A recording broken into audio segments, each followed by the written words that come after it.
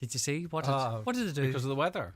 Not at all. It's a good song. Yeah. Oh, No, there's a bit of a start now when he's joking. No, with the well. Sorry, I didn't get to hear. It's a bit obvious. Yeah. Storm Play that. Amy. Huh? Storm Amy. What do you think then? This is going to be like everything, isn't it? You know, we're well used to that weather up here. Just be careful on the roads. And So it's this evening when it kicks in the heavy rain and stuff, is it? heavy rain and wind. Yeah, wind is the problem too, isn't it? The wind. I don't think I would mind the rain. It's the wind. The wind's the one, isn't it? Because the trees are still, the trees are quite still full of Yeah. leaves and what have you. So, you know, there's going to be certainly some trees potentially that were damaged in the previous two storms that could be on the brink. So we just have to be careful, you know. So be safe, not scared. 'Tis the season for it, I suppose. Hey. That's it, boy. All right, thank you. Have a good show. Have a great day, Gooch. Thanks very much indeed. It is 9 o'clock. Time for the news headlines. Let's cross over now to Donna Marie Doherty. Thanks, Greg. Good morning. Donegal has been upgraded to a status orange wind warning for tomorrow with the arrival of Storm Amy. The initial warning for wind comes into effect at midnight, with it turning orange at 2 o'clock tomorrow afternoon to remain in place until 10 p.m. Meanwhile, the current yellow warning for rain is underway and is due to be complete at 8 o'clock this evening. The European Flood Awareness System has issued warnings for flash flooding, particularly regarding the Glen, Amy, Esk, O'Neill, Owen Tucker, Guibara, Crawley and Reelan river systems. Today's warning will cease at 8. Meanwhile, the RSA is appealing to all road users to proceed with caution. Tina Gates has this report. Walkers should walk on the right and face traffic if there are no footpaths, and cyclists should make sure they and their bike are visible. The RSA says drivers need to slow down and allow a greater braking distance between themselves and the vehicle in front in wet weather, and hold back from goods vehicles generating spray that reduces your visibility. Don't attempt to drive through floods, as the water might be deeper than you think, the verges could have subsided, and there could be trees or branches down that aren't visible. Drive with dipped headlights at all times and expect the unexpected. Snapchat says it will start charging for storing photos and videos on the app. The company has stored over 1 trillion files since it introduced its memories feature in 2016. Storage plans of 100 gigabytes, 250 gigabytes and 5 terabytes are to be introduced. Business editor Joe Lynham outlines what it will cost. So if you have more than 5 gigabytes of photos and videos at the moment, that's stored for free by Snapchat. From pretty soon, they're going to start charging. The initial charge will be for a 100 gigabyte of storage plan will be priced at $1.99 a month. 250 gigabytes will be $3.99. We don't know what the euro equivalent, probably the same. The Taoiseach says Irish citizens who have been detained by the Israeli Navy must be treated properly. At least 9 Irish citizens were on board the Global Summit Flotilla vessels which were intercepted and detained. Taoiseach Simon Harris is meeting senior officials this morning to discuss the situation. Speaking in Copenhagen this morning, Taoiseach Micheál Martin says the Irish Embassy in Tel Aviv is providing consular assistance to those who have been detained. Our ambassador is in touch with the Israeli authorities, and we will be providing consular assistance to those who have been detained. It's important that they're treated properly. It's a humanitarian mission, no threat to anybody other than to highlight and also to bring humanitarian aid into the people of Gaza. Looking now to the weather forecast, wet and blustery today with widespread heavy rain, possibly leading to localised flooding. Southerly winds will increase fresh to strong and gusty with highest temperatures of 14 to 16 degrees. That's all for now from the newsroom. Back with more at 10 o'clock.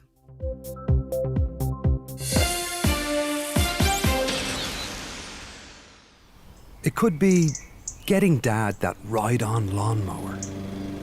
And the shed to put it in. And a greenhouse for your mum's veg. It could be another 20 acres for them both.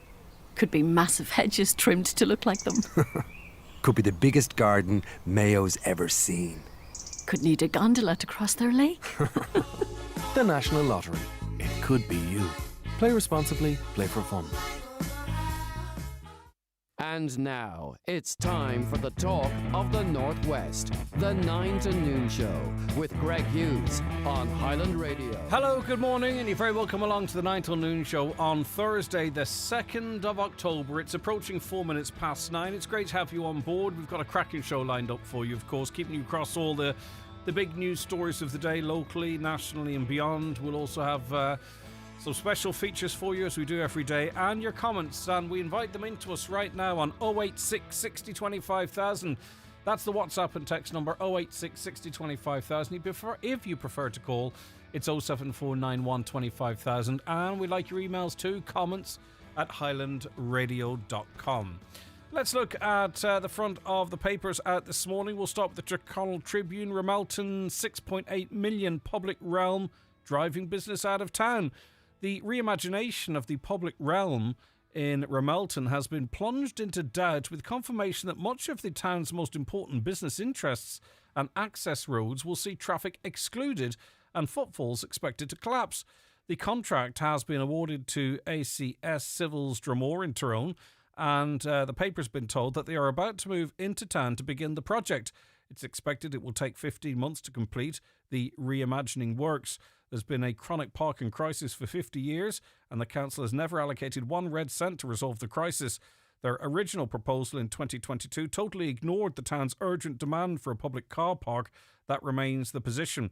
The council has obviously avoided providing proper access for vehicles in a large part of the town. So John McAteer writes. Much more on the front of and inside the Tyrconnell Tribune on that story and more. Let's have a look at the Donegal news this morning. St Eunan's Cathedral in Letterkenny reopened yesterday after a major revamp and restoration project, and a new beginning for the iconic landmark will be rung in by wedding bells this weekend. Brona Marley and Dermot McGlynn will tie the knot in St Eunan's Cathedral this Saturday. The happy couple will be the first to get married in the newly renovated cathedral. A special day to begin with, but extra special, I suppose, as it's historic, isn't it? First wedding after major renovations. The Derry News this morning, a man injured on Bloody Sunday has told a trial how he pretended to be dead while lying on the pavement after he was shot. John Mahan also said that he saw a soldier fire shots at another victim who was on the ground before saying, "I've got another one." Members of the Parachute Regiment shot dead 13 civilians in Derry after a civil rights march in January 1972. An army veteran identified only as Soldier F has been charged with the murders of two men killed on Bloody Sunday, namely James Ray and William McKinney. On to the Nationals now, and I'm not saying the presidential debate is not catching fire, but even the controversies are a bit boring, aren't they? Jim Gavin's had to take down two pictures to do with the army, and a drone was used where a drone shouldn't be. I mean, we're not really on the cusp of major controversy here, are we? As I say, even the controversies aren't terribly exciting. But anyway, Fianna Fáil president candidate Jim Gavin was forced to remove a campaign video showing uniformed army personnel clapping as he participated in a road run after an intervention by the Irish Defence Forces. The military issued a statement last night to assert that it has non-party political after both the video of uniformed members clapping as well as a photo of Mr. Gavin with his arm around its chief of staff were removed from social media. Heather Humphreys, the Fine Gael presidential candidate, she has said that more groundwork should have been done in informing the public along the terms of the Family and Care referendum held last year. In March of last year, voters overwhelmingly rejected changes to the Constitution in two referendums. She led out that campaign. And the story from Catherine Connolly, well, she spent much of yesterday at Leinster House highlighting the plight of residential institutional victims who are now entering the 12th day of a hunger strike outside its gates. Sadly, I wasn't aware that hunger strike was even taking place, to be honest with you. But I do now, and I'll look further into that. Now, obviously, we all have an eye on the budget, the budget and what it might have in store. But the Irish Times reports that no changes to personal tax bans and credits are planned for next week's budget, meaning the effective reduction in income tax worth over €1,000 to many workers in recent budgets will not be repeated this year. Not indexing income income tax bans and credits will mean workers who receive pay increases will end up paying more in tax than they would if the government increased the threshold and credits as it did in recent budgets. So in other words, in recent budgets, if you got a pay rise, there were widening of bands, which meant that you probably kept much of that pay rise. The way it is now, if you were lucky enough to get a pay rise, you won't necessarily see the benefits of that in full because you would be drawn into tax bans, so to speak.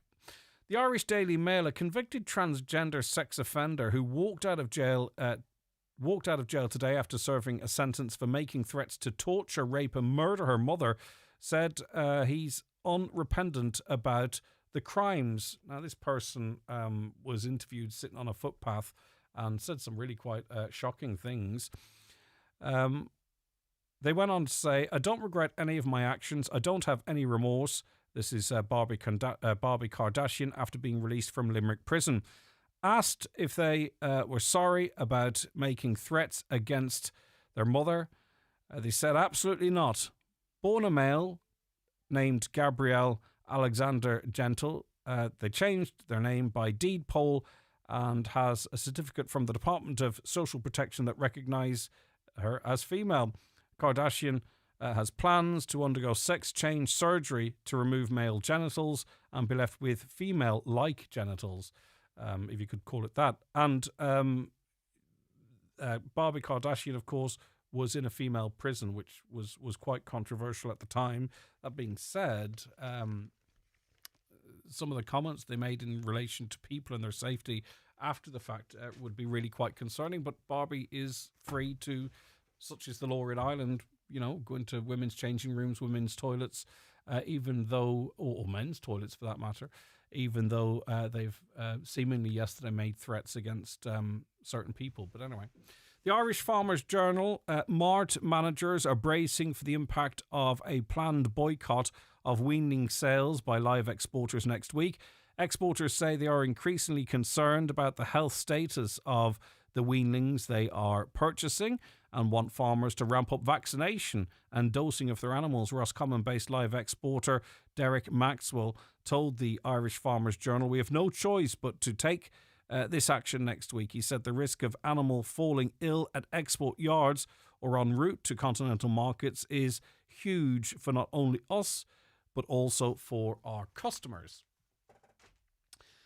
Worrying statistics as it relates to older people published in the Irish Daily Star this morning. Record numbers of older people are seeking support from Alone, its annual report revealed yesterday. The number of people accessing services rose to almost 44,000 last year, with health, housing and financial worries among the primary reasons. The report was launched yesterday by Minister of State Kieran O'Donnell to coincide with International Older Persons Day. He said the UN estimates that by 2050, 2.1 billion of us will be over 60. We need a serious and rational approach to what that means for housing, healthcare and the way we live. I'm proud Alone is helping to lead the conversation in Ireland and will continue to do so in the years ahead. 44,000 older people seeking support from Alone last year. That is massive, because obviously they must feel there's deficits, in their life, their current sort of network, that they must seek support elsewhere. The Irish Sun: sunbeds should be banned to cut rates of skin cancers, doctors say. And in fairness, they've been saying this for quite some time. They seem unanimous, though, in the dangers of using sunbeds, and that they claim the under-regulated industry is aggressively marketing a harmful product to vulnerable people. Experts have warned for years that tanning salons pose an unnecessary tumour risk. Doctors say figures show 43% of Gen Z aged 18 to 25 use UV beds, and many do not understand the risks. Sunbeds emit intense UV radiation, which browns skin but also damages DNA. Centre Research UK says they are not safer than sunbathing, and warn there's no such thing as safe tanning because we've got a high rate of skin cancer. Is it not the most common cancer in Ireland? Apparently, though, another generation of sunbed users, 43% of Gen Zs, those aged 18 to 25, use sunbeds or UV beds. That's massive. I wouldn't have thought it was anywhere near that, but even one apparent exposure on a sunbed can heighten your risk. Now, I don't know, I'm not a doctor.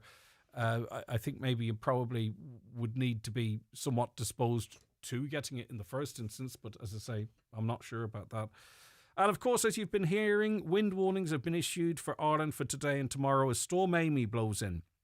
Met Éireann announced a status orange rain warning for Kerry, which started at 6 a.m. today and will last until 8 p.m. tonight, bringing heavy showers which could potentially lead to flooding. A status yellow rain warning has also been issued for Munster and Connacht and counties Cavan, Donegal and Longford. Now, we're going to get a particular touch with this storm, and I imagine that we might see a change from the yellow weather warning Friday into Saturday.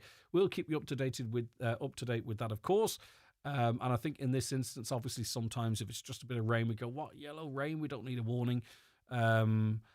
Or snow, we know it's snowing. But I think when it comes to sort of wind, driving rain and gusts, the weather warnings are pretty valuable in sort of advising us when it's safe maybe to drive on certain roads or what have you. Because as I said to Lee, there are going to be trees still vulnerable from the last storms that are still, full of leaves that potentially could come down. And we just all want to get through the weekend safely, don't we? Now, just to remind you, if you want to watch today's show, you can watch it like you can every other show that we broadcast between 9 and 12 daily. You can go on to YouTube and watch it on your laptop, your smart TV or your Fire Stick. Just type in Highland Radio Ireland. You'll see we're streaming live there. We're across our Facebook pages and on the X platform as well. So no excuses. Or just sit back and enjoy listening to us in Radioland. Newspapers are kindly supplied by Cosgrove Centra, Mountaintop Letterkenny. Now with the new look Mountaintop Diner. This Saturday, the Donegal Senior Ladies Championship winners will be crowned, with Termon and Glenfin set to go head-to-head for the title. Join Diarmuid Doherty and Maureen O'Donnell for coverage from the 4:30 throw-in at the O'Donnell Park in Letterkenny this Saturday afternoon. Highland's coverage of the Donegal Senior Ladies Championship final is with your number one for oil prices, o'donnellfuels.ie. From the pitch to your home, O'Donnell's brings the heat. Across the supermarket aisle, your eyes meet, and you just know this is the real deal. Food that makes you go, mmm. Drinks that make you feel, ooh. That's the power of Love Irish food brands. Local brands, made with devotion, enjoyed with passion. You feel the power of love. Of Love Irish food. You feel the power of love. Look for Love Irish food on pack. Can you feel it? What difference can changing your home heating make? Well, if you switch from oil to Keller gas, it's a bigger difference than you think. Because every new Keller customer gets a blend of our renewable gas, BioLPG. Works like regular gas but with lower emissions. So now every cosy night in and instant hot shower is that bit cleaner, greener and more sustainable. Switch today and you'll also get a free boiler. Terms and conditions apply. Learn more at kellergas.ie. Keller, the energy that connects us. Hi, Kiva here from Barry Brown Cars. Right now, you can get behind the wheel of a brand new 252 Suzuki with 0% finance and a 10-year warranty, giving you a whole decade of confidence on the road. Visit Barry Brown Cars in Milford or Donegal Town today and discover how you can drive away with 10 years of worry-free motoring. Highland Radio Time Checks brought to you by EirGrid, the operator and developer of Ireland's electricity grid. EirGrid, powering up communities, powering up Ireland. The time is 9:17 and Donegal has been upgraded to a status orange wind warning tomorrow. As of now, the county is under a yellow warning for rain until 8 o'clock this evening. A yellow wind warning commences at noon tomorrow, which will turn orange at 2 o'clock tomorrow afternoon. And on it goes. We are joined on the programme by Alan O'Reilly of Carlow Weather. Good morning, Alan. Thank you very much for your time. Good morning, Greg. All right, so this is our first named storm, I suppose, of the named storm season, if I could put it to you like that. What can we expect, Alan? Yes, Amy is the first named storm, but before Amy today, we have a very wet day with some very heavy rainfall. It will be a little bit breezy today, but rainfall really is the issue today, especially on higher ground. You could see over 40 to 50 millimetres of rain, and obviously falling on ground that's already saturated, you have runoff and you may have some localised spot flooding. But then Storm Amy tomorrow will also bring more heavy rain on top of that, which is going to be a problem. But the wind really will pick up tomorrow afternoon. So that orange warning now comes into effect at 2 p.m. And really 3, 4, 5 p.m. you'll see winds really picking up in Donegal. you're looking at gusts up to 120, 130 kilometres an hour, possibly, especially near the coast. There is actually a red marine warning, so it's for anybody that may be contemplating going at sea tomorrow. But you're looking at very strong gusts, Greg, really. And this time of the year, those gusts will have a bigger impact because you still have trees in full cover, so some power outages, etc. It will continue very windy through Friday and through Friday night and into Saturday. So Saturday will be another very windy day, and also some more rain, I'm afraid, for Donegal as well on Saturday. So significant enough 48 hours, well, even to 72 hours in terms of wind. Yeah, and relatively mild with the storm tomorrow, and then temperatures dipping. What's going on there? Yes, so Storm Amy is actually the remnants of Hurricane Umberto, which kind of has been re-energized by the jet stream, but there's some tropical air moving up with that. So as you said, it's very mild this morning, but when that clears through, then we will see much cooler air following behind. So it will be a big change in air mass, and it will feel a good bit cooler once that goes through. But a lot of rain, obviously, in that warmer air mass, it's able to hold a lot more moisture. So a significant enough amount of rain to fall today before we have that rain tomorrow. And I kind of was hinting at this a little earlier on. Obviously, we hear a lot of coloured warnings about various different types of weather events, and people can have their views on that. But this is going to be a significant weather event to take note of. Yeah, orange warnings are pretty rare, to be fair. Orange and red are rare. Yellow, I think I've mentioned before, I think we could get rid of them, to be honest with you. I think it only adds confusion. But yeah, no, we have an orange weather warning, and Storm Amy is going to be significant enough, especially in the northwest. The centre of the storm Amy is passing just to the northwest. I mean, we're lucky in some ways that the strongest winds will stay out in the Atlantic northwest, like looking at 170 kilometre an hour gusts out there. So we're lucky that we're missing the worst of that. But still, and especially as I said, this time of the year, it is going to have a big enough impact. So charge those batteries up, Greg. Yeah, indeed. I don't even want to think about being at home without electricity. All right, Alan, we'll keep up to date with you on your socials. Thanks very much indeed. That's Alan O'Reilly of Carlow Weather. You can check him out on Facebook, X and Instagram. Donegal County Council, they've got the severe weather assessment team monitoring their approaching weather pattern, and they say they'll continue to monitor all conditions as Storm Amy progresses. Donegal County Council, of course, can be contacted during normal business hours on 9153900, and in the event of an out-of-hours emergency, the Council's Road Service Housing Department can be contacted on 074 91 72288. Obviously, for an emergency, call 999 0112. We'll post those details on our Facebook page, actually. Listen, you might not need them, but it's when you do need them that they're just not quite to hand, and then people can start panicking and what have you. So they're good numbers to have, and we'll get them stuck up on our social media. Just to remind you, 086 60 25,000 is our WhatsApp and text number, 086 60 25,000. We appreciate the contacts we've had already this morning. In relation to the weather, Greg, it is bucketing the rain down this morning. Our school does not open its doors until 9 a.m. So this morning, the kids are standing there in the pouring rain. After a number of complaints, the school rang the bell early. Surely a bit of common sense would prevail, and kids should be allowed in out of the rain on mornings like this. I'm not sure of the ins and outs of that, or why that may or may not be the case. I do remember when the boys were in national school at the start time, there was a time that you couldn't go in before. But anyway, if you have a view on that, let us know, 086 60 25,000. On the presidential election, Greg, we should be glad for it to be boring. Politics used to be boring. It doesn't need to be a spectacle. Spectacles are usually bad. Yeah, okay, that is one approach to it. Another comment here. Snapchat stories. You're going to be charged effectively for storing your data. We're now going to be charged for Snapchat storage. I love getting my Snapchat memories every year. The best years of my life are captured on Snapchat. I couldn't think of what I would delete, but also don't have much extra money left over at the end of the month.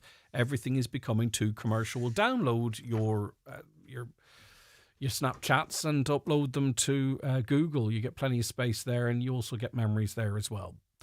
Right, Minister Neil Richmond is Minister of State for International Development and Diaspora. He joins me on the show now. Good morning, Minister. Morning, Greg. Thanks so much for your time. So as global headlines focus on conflict and climate pressures, Irish school children are engaging with the world around them. Tell me more, and I think I can hear their joyous tones in the background if my ears serve me well. Absolutely. I'm literally ringing from a school in Dublin who are taking part this year in the Our World Awards. This is an amazing programme that the Irish government through Irish Aid run for 3rd to 6th class students. And we had an amazing entry last year, Sculmura from Glenties, who I think I spoke to you before, Greg, when they came up to Dublin and they got to the final. An absolutely amazing programme. So we've launched that. We've put the call out to principals in every single national school across the country, asking them to take part in this. And as I said, I've literally just stepped out of a classroom of joyous 5th class kids here who are loving learning about the world around them, about what they're watching on the news, what they're seeing on the headlines, how it affects them on a daily basis, but crucially, how Ireland is playing such a massive role in the world through Irish Aid in some of the poorest regions in the world, making sure people can have some sort of the opportunities that, to be honest, we all take for granted. And it is their world, if the truth be told. Hopefully they'll be, young adults, probably long after I've packed this in. And it's their world. They're inheriting it from us. And sometimes I think we, as we get older or we've got ingrained attitudes, we can be cynical or skeptical of certain things. And that comes in sort of, different extremes, of course. But young people, they're starting out, their brains are sponges and they approach things differently, I've noticed anyway.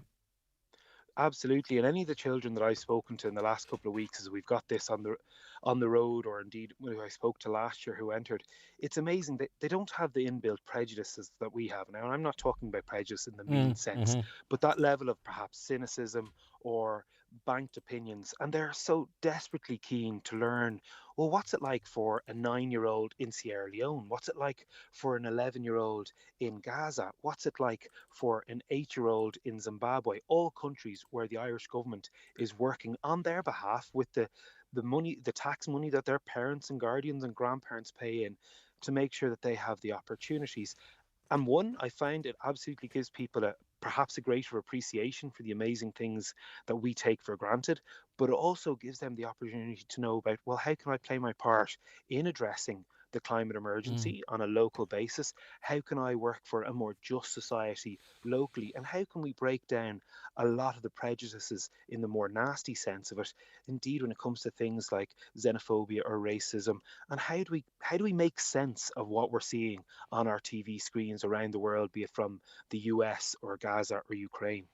There seems to be a global movement at the moment, towards, maybe you could call it conservatism, certainly nationalism. Do you believe that's a blip, if you know what I mean? Not a blip as such, it's more significant than that. But, do you think there are generations coming through that will undo that to some extent and start thinking on a more sort of global in a global sense? Yeah, I think that's a really deep question, Greg. And if we had 2 hours, I'd love to get into the depth over coffee, but we don't. But I do think it is, to an extent, cyclical. We are seeing a rise of conservative nationalism, not just in the Western world, but we see it in some of the more authoritarian powers around the world. That's sort of base level of nationalism from an economic policy as well as when it comes to social policy. But we have seen elements of this before and we have seen it retract. And I think one statistic that I found really interesting is if we looked at, say, the Brexit vote in the United Kingdom, the proportion of people in the 18 to 24 category, nearly something like 80% of them voted Remain, which was at a stark contrast. So they're now living with the consequences. If we look at other countries, it's young people who are providing that conscience. And I remember when I was a young student, I was out on protest marches against the war in Iraq, the Make Poverty History marches. There is always a cyclical movement. And so the politics in some countries where they're pulling back from the world, putting in tariffs, cutting their aid budgets, it is balanced by a very keen movement, say, particularly in a country like Ireland, who are standing up against this tide and saying, well, actually, no, we want to be part of the world. We want to speak up for the people of Gaza. We want to stand in solidarity with the people of Ukraine. We're not cutting our aid budgets. We want to continue to be a proactive leader, both at the UN, but also at the European Union. And I think there is that wave that what we may see at the moment in terms of that sort of conservative nationalism, be it in the US or France or Great Britain. I do think that is cyclical and it will move on, but it requires people in the here and now to continue to use their voice, but also to engage the next generation, which through the Our World Awards, it's making sure we equip our young people and we work with our educators at a national school level to make sure they have all the resources possible to make those informed decisions about the world around them. Yeah, and before we talk about sort of the the Our World Awards and an invite for local schools here to take part, I think too that we will truly become a more harmonized sort of global entity if this sort of message of understanding, respect is right across the globe, if that makes sense, if you know what I mean. Because I think sometimes the adults try and frame it that it's always, the Western countries in inverted commas that are accommodating and understanding. And I'm not saying other countries aren't like that, don't get me wrong, but I think that's what people who are against the likes of immigration or the movement of people are tapping into. You know what I mean? That it's all about one sort of side of it's one culture trying to be accommodating and understanding. As I say, I think just when that conversation is had or when we work on that, I think we truly will have a sort of a better shared global existence. No, absolutely. And look, I'm very fortunate in my current role, and then in my previous life, I would have traveled the world a lot. And the more you travel the world, the more you visit other countries, you realize there's no superior culture. There's no one country that's the best country in the world. Everything's different. And as you appreciate those differences, it makes you take a more balanced opinion. And certainly the one message that we want to get across is life isn't binary, and the more you have information, the less there is in terms of ignorance in the world, in terms of not necessarily in the crass way, but not having the knowledge of other cultures, the more into that vacuum flows, unfortunately, prejudice that we're not happy with. So applications or invites are open now for the ourworldawards.ie. As you mentioned, we had success in the Northwest, in the county more specifically, out of Glenties last year. Is this the work for maybe parents to flag it to schools or any teachers or principals listening to see what's in it for them and how they can use the tools within this also for growth and learning for the children, not just to try and enter and win?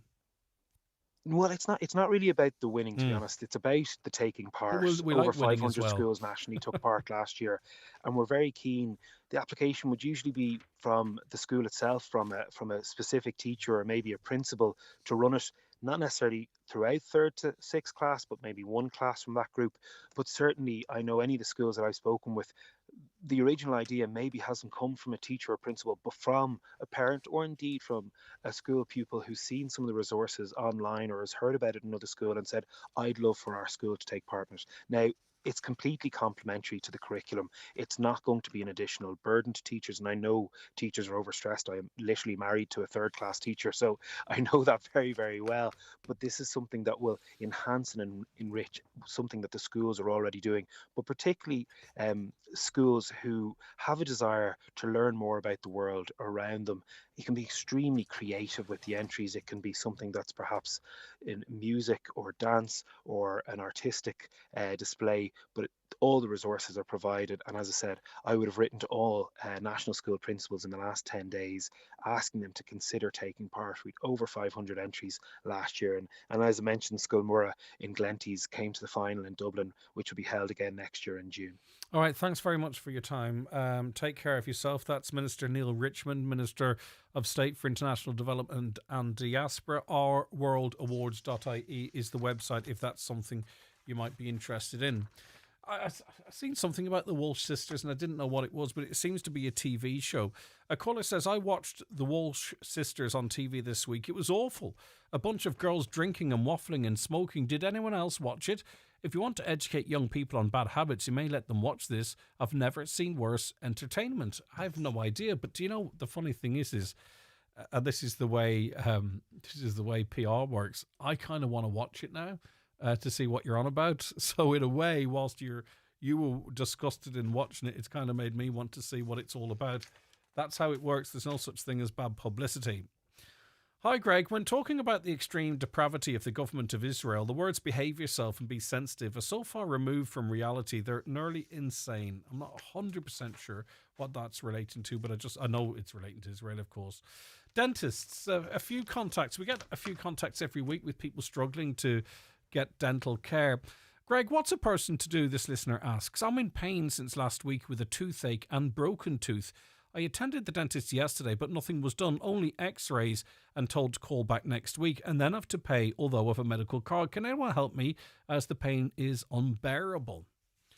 It's hard to know, because you've been to the dentist, and they've said come back next week. Did you tell them as bad as it actually was? Call them back and say, look, I was in with you on Tuesday. I can't deal with this pain. You're going to have to do something about it before next week. You know, sometimes you have to be politely... you have to politely stand up for yourself and say, look, I can't last till next week. My mouth's in agony. In terms of dentists, whether or not they take medical cards, that is completely up to them. They are businesses at the end of the day, and it's their business model. So that's just, unfortunately, the way that is. We were talking extensively about tourism yesterday, and a councillor had raised the question of, Glenveigh National Park and it closing Monday and Fridays for tours of the castle. And it's one thing hearing it from the councillor. I thought it was very interesting then, and this is not in any way to say that Councillor O'Farry didn't make the point well, but then listening to Aisling Arnold of Arnold's Hotel, really pointing out the fact that, no, this is a big deal. This is a big deal to the industry in this area, which I thought really was quite interesting. But anyway, on tourism, why does everything close so early in Donegal? Go to any other country and attractions are open till at least 9 or 10 p.m. I think this is where we lose so much of our tourism. What kind of places are you talking about there, just so I know? On the issue of mental health, the caller says, what's wrong with our HSE that does not open proper mental health hospitals? So many families living in fear of loved ones that are not responsible for what they do. And just one last one on Diffin. We had hundreds of comments over the course of the last couple of days. I bet the differs are a lot safer on the roads than the complainers who cannot stand anyone doing anything. That's their take. Discover amazing deals at Floyd's Restaurant, Ballymagorry, Strabane. Enjoy a 2-course menu for £19.95 Monday to Friday, Euro for pound night Wednesday and steak night Thursday. Sunday carvery from 12:30 to 3:30. Party packages and function rooms available. Call 02871 382905 to book. Ensure the safety of your team with SIFTech. We have part-funded courses in first aid, people moving and handling, confined spaces, food hygiene, quad bikes, fire warden, IPAF MUPS, electrofusion, welding and machinery cards for Ireland and UK sites. Also delivering online courses like utilities, water hygiene and construction supervisors. SIFTech can deliver group training at your business premises. To find out more, contact siftech.ie today. Granny, did you hear what I said? If you've been saying, what was that? A bit more lately, it might be time to have your hearing checked. At Connect Hearing, we don't just fit hearing aids, we help you hear life again. From tiny in-the-ear styles to Bluetooth connected devices, we fit the best solution for you. Call 074 911 3296. Connect Hearing, connecting you to life.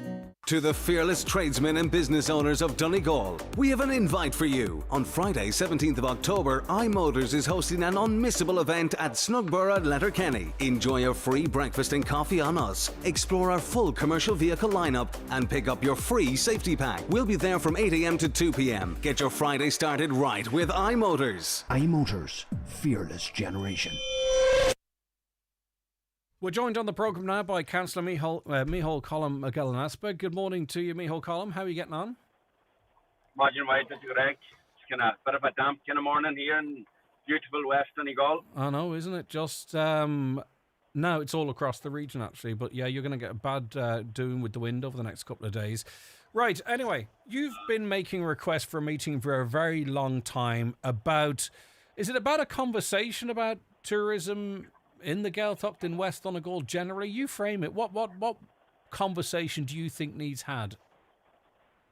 Well, I think it's a very broad conversation that has to be had, not just the Gaeltacht and Shohoganya, but right across the whole Northwest. But I'm going to specifically speak about my own community. Maybe for 7-8 years now, I've been trying to have conversation with just around about tourism. And before everybody starts or anybody starts jumping down my throat on being keyboard warriors, I'm not against tourism. I have been very proactive around progressive projects around tourism, around food, language, and our coastal community and island community. So it's not that I'm against it. I've been involved in quite a lot of projects, especially the Blue Way project and the Blast project, which is the Gaeltacht and for the Hundaganingao.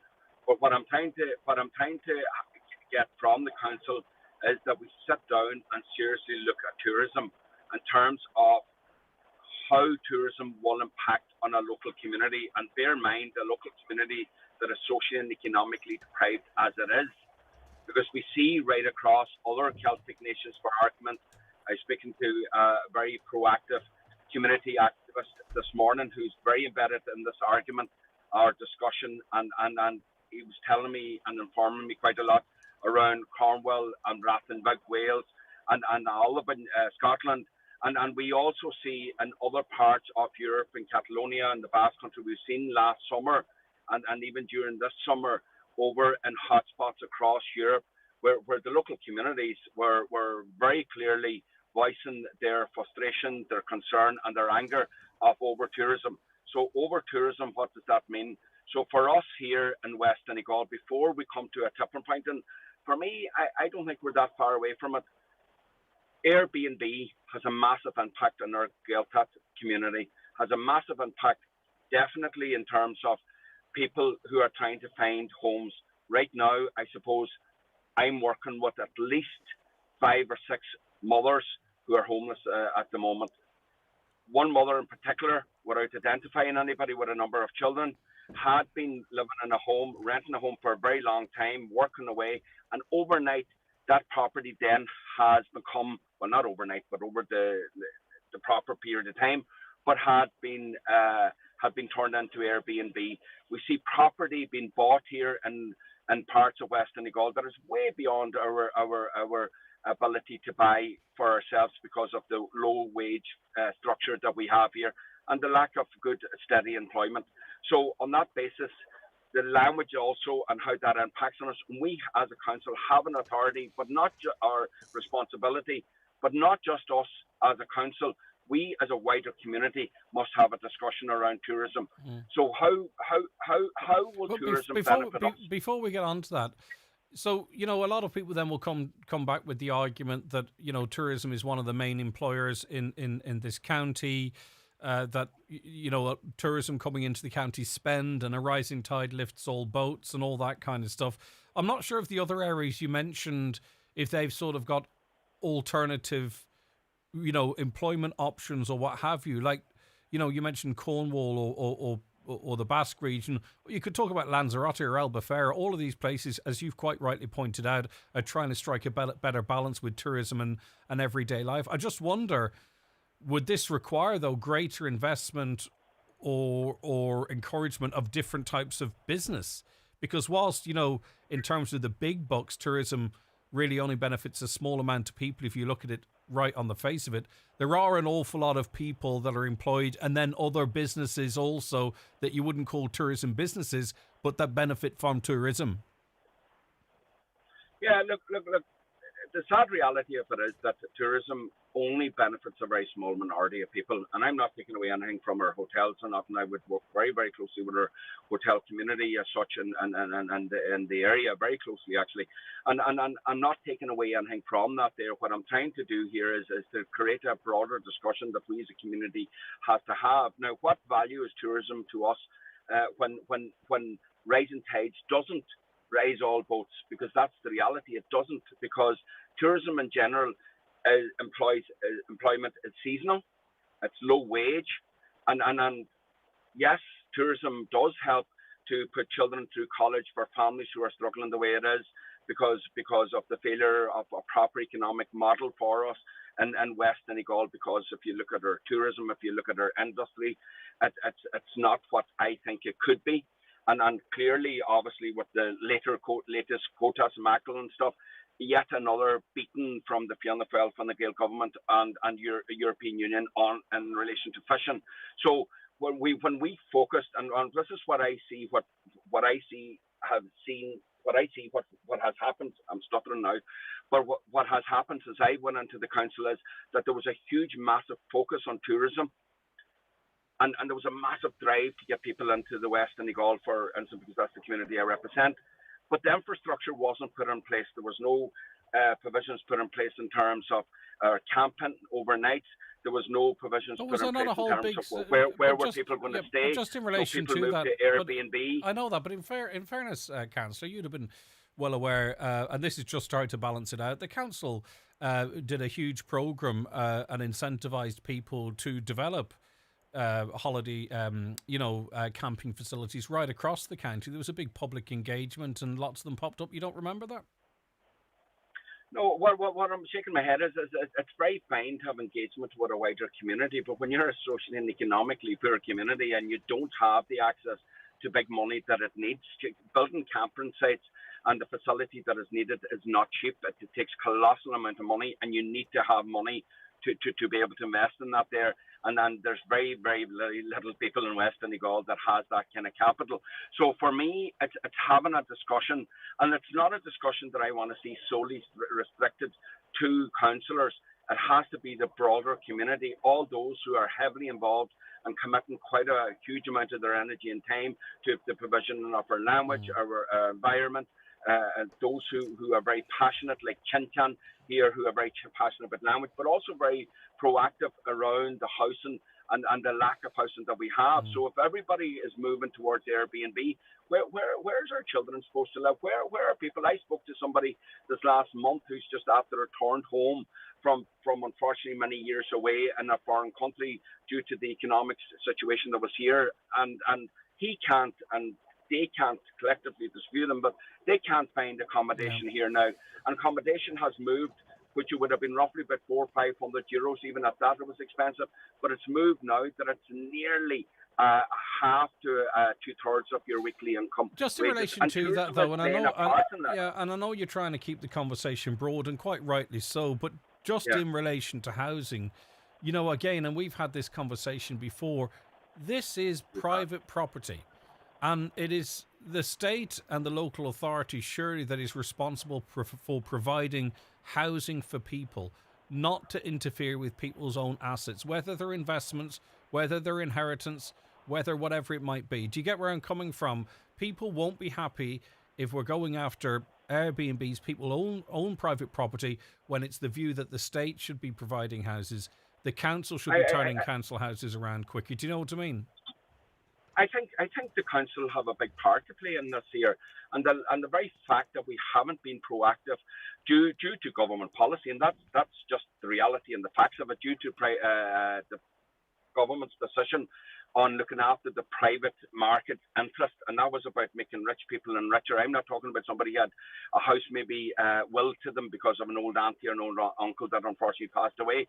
I'm talking about a policy that was developed and supported by those TDs who are in government to make sure that the private market was well looked after. And if you're saying that people wouldn't be happy in terms of the state involved looking at people's private property, I disagree with you. I think people want Airbnb regulated. I think people do want that there would be a price control. I hear on a regular basis that we should do a rent boycott.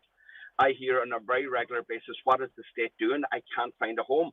So when I deal with people like others deal on a daily basis, of people being homeless and our homeless shelters not being able to facilitate what the need is out there, not alone us not being able to get the houses that people need. There are people who are working, and it's irrelevant if you're working or not, but there are people who are working now.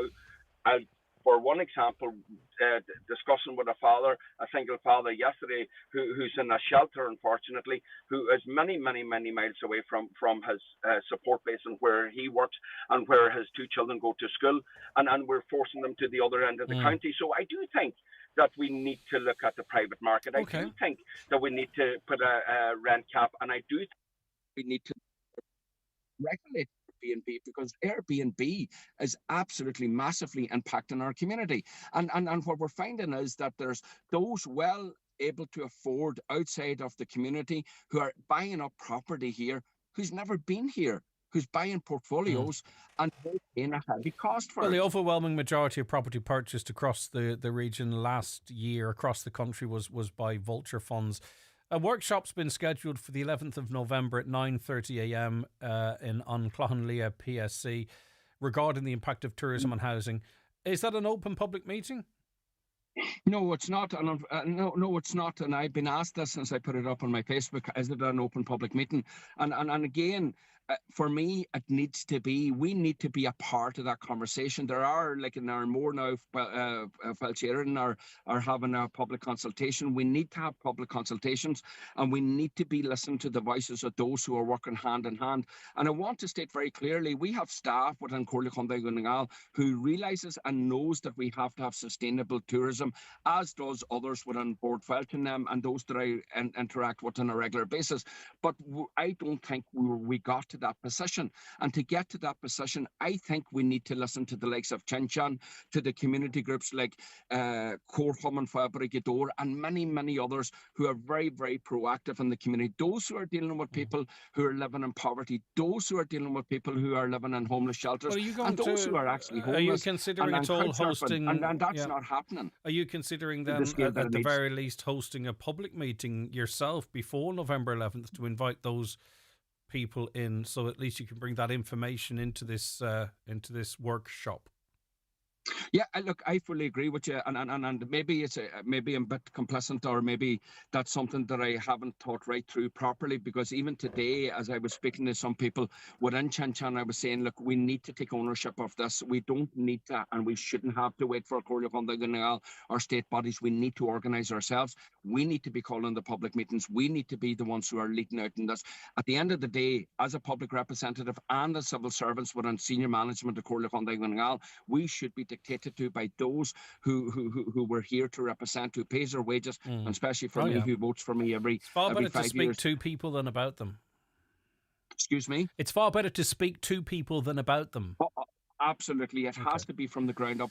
We need to take samples, and we need to take lessons from the likes of Cornwall or Celtic neighbours from Rathenberg, and even the Basque country of Catalonia and other countries across Europe that has seen and has taken progressive actions in relation to this. And clearly this is not about no to tourism. It's certainly not. I don't want to see a situation where we end up like we have seen right across Europe with the protest and chasing tourists. So we need to be well ahead of that game. We need to make sure that the likes of our hotels and the tourist industries, that is sustainable, that is looked after, but our language must be protected. Understood. We're not a zoo. We're not here to be bounced into the area, to be viewed, oh, look, and they lovely little people who live in the Gaeltacht. We need to develop and progress our language. We need to make sure that we're protecting our language for our generations to come. Listen, but we need to make sure that our community are able to live in the Gaeltacht, and that they have homes that they can afford, and we're not just putting more money into big landlords' pockets who are there for nothing but greed. An important issue, that's why we gave you so much time. Thanks for your time. That public, sorry, it's not a public meeting, it's a workshop. 11th of November, 9:30 a.m. No point telling you where it is because you can't go. I'm not sure if it's even open to the media. I don't know. But anyway, there you go. What's that? And what's your views on that? I mean, like, I get what the Chancellor's saying. I do. I just feel we could have lots of people living in houses, and that's exactly what you want. But they also have to be able to sort of make a living, don't they? Now, this is not a case of getting rid of tourism, but there has to be some sort of alternative employment. Doesn't the more sustainable, small to medium? I don't know. Anyway, there's people know far more than I, and I'm sure they'll make their views known at that workshop and on other platforms as well. Let me know what you think, though, to his comments, 086 60 25,000. And the comments more generally, obviously sometimes we can sort of judge what people are saying based on what we think of them or their politics, but just more generally, I think in terms of independence, opposition, government, I think we can all have an opinion on what is the way forward for our county and for its people. It's CFC Interior's 50th anniversary, and we're marking the milestone with our biggest ever sale, the Furniture Show NI 50th edition. Get bigger discounts, more offers and giveaways across all departments. Only at CFC Interior's Campsie, Derry, Cookstown and Abbey Centre. Hurry, the Furniture Show NI 50th edition sale is now on. Thinking about changing your car? Making a change is easier than ever at Kelly's Toyota, thanks to Toyota Approved Used. Choose from our extensive range of used passenger and commercial vehicles, including 242 and 251 demo models at great prices. Tested and approved by Ireland's most trusted car brand. All our cars come with a 12-month comprehensive warranty with flexible payment options available. Talk to Kelly's Toyota today. Toyota, built for a better world. Terms and conditions apply. Join me, Marty Friel, every Friday night from 8 for Rockin' Hits on Highland Radio in association with Arena 7. Enjoy Laser Quest, soft play, darts or a game of pool before dining in their fast food diner or family restaurant. See arena7.ie. Are you completing your UCAS application? CAFRE offers degree courses in food, agriculture, equine and horticulture. Come along to CAFRE's October Open Days. Talk to students, meet staff and explore the practical facilities at Northern Ireland's specialist agri-food and land-based college. Book now to attend an open day at Greenmount Campus, Enniskillen Campus and Loughry Campus. Register online at cafre.ac.uk or visit Discover CAFRE on Facebook. Highland Radio weather updates with McElhenney's. Refresh your wardrobe this season with key autumn-winter essentials. Discover our extensive range of fashion, accessories, homeware and more in-store or shop online at mcelhenneys.com today. Yeah, so wet and blustery today with widespread heavy rain, possibly leading to localised flooding. Southerly winds will increase, fresh to strong and gusty with temperatures 14 to 16 degrees. There is, I want to get to some of these orange warnings for Connacht. Okay, here. So there's a status yellow rain warning for Cavan, Donegal, Munster, Connacht and Longford. It's valid from 6 this morning till 8 o'clock tonight. There was a red one there. There was a orange one, but I don't see it now. Anyway, listen, we gave you that information a little earlier on. A caller says, Airbnb isn't the problem. It doesn't need regulation. Airbnb and holiday homes keep us local construction maintenance workers in work all year round in Dunfanaghy and other towns. Local people not being able to get planning on their own land and planning taking too long to obtain a bigger problem. We need more houses of every type. But we also have a particular market here in the Northwest that is skewed. It's skewed because of defective concrete. It's skewed because of a high rate of people here on international protection and getting €800 or €600, whatever it is, towards their rent. That's not in any way casting any shade, but there are particular pressures on the housing and rental market in this county, and not least the fact that it's very difficult to get planning in certain parts of this county, even on your own land.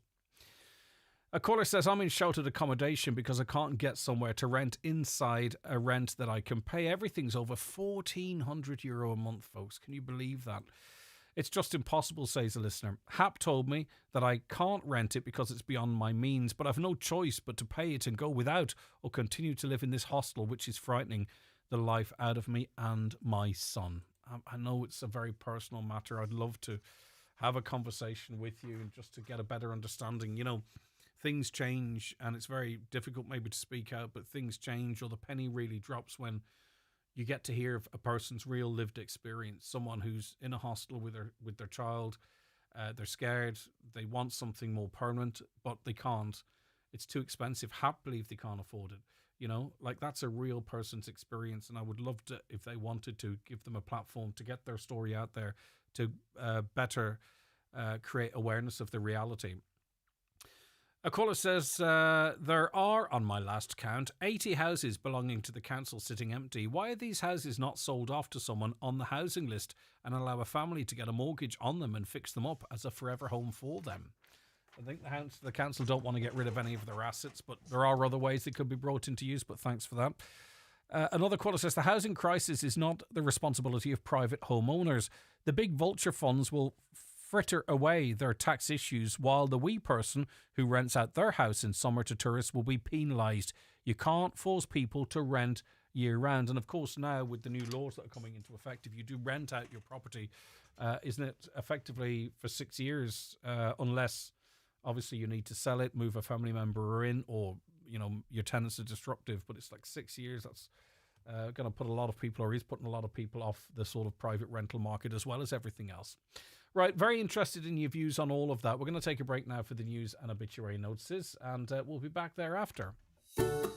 Here in Ireland, we're doing well when it comes to our recycling and food waste bins. However, some paper, plastics and food are still ending up in our general waste bins. It can happen. So take a minute before you bin it and go to mywaste.ie for help and suggestions on how to make segregating your waste that bit easier. That's mywaste.ie. Brought to you by the Government of Ireland. Joining Parkrun in partnership with VHI? Within 30 minutes after you train, eat carbs that absorb into your bloodstream quickly, like cereal, rice, or bread. This helps your body recover faster. For more running tips and content from VHI, search VHI blog. Hey, look what Mum got at the supermarket. I can't cook that. It's fish. Shh. It's easy, Dad. Hake is handy in the pan. Trout is perfect in a tray bake. Even mussels are ready in minutes. But timing, the temperature, it's frightening. It's fish. Shh. Give it a go. It's healthy and tasty too. Don't be scared of seafood. Pick up some today for a dinner that's surprisingly easy to cook. Find meal inspiration at boardbia.ie.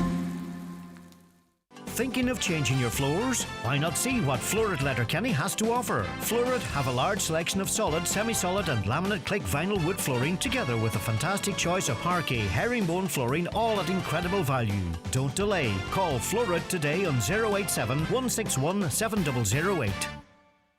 Looking for a wedding venue? Discover romance at Dunmore Gardens Wedding Showcase. Join us on Sunday 5th of October from 12 to 6 p.m. Dunmore Gardens and House, Carrigans. Explore elegant grounds, meet the wedding team and find inspiration for your big day. Free entry, bring your partner or bridal party. Dunmore Gardens, the perfect backdrop to your wedding day.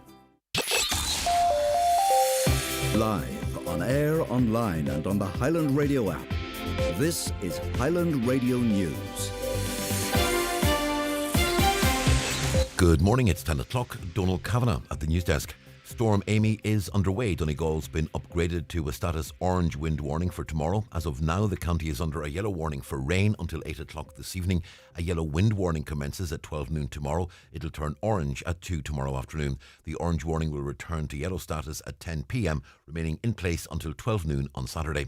A status yellow warning for rain comes into effect tomorrow night at midnight. It will remain in place until noon on Saturday.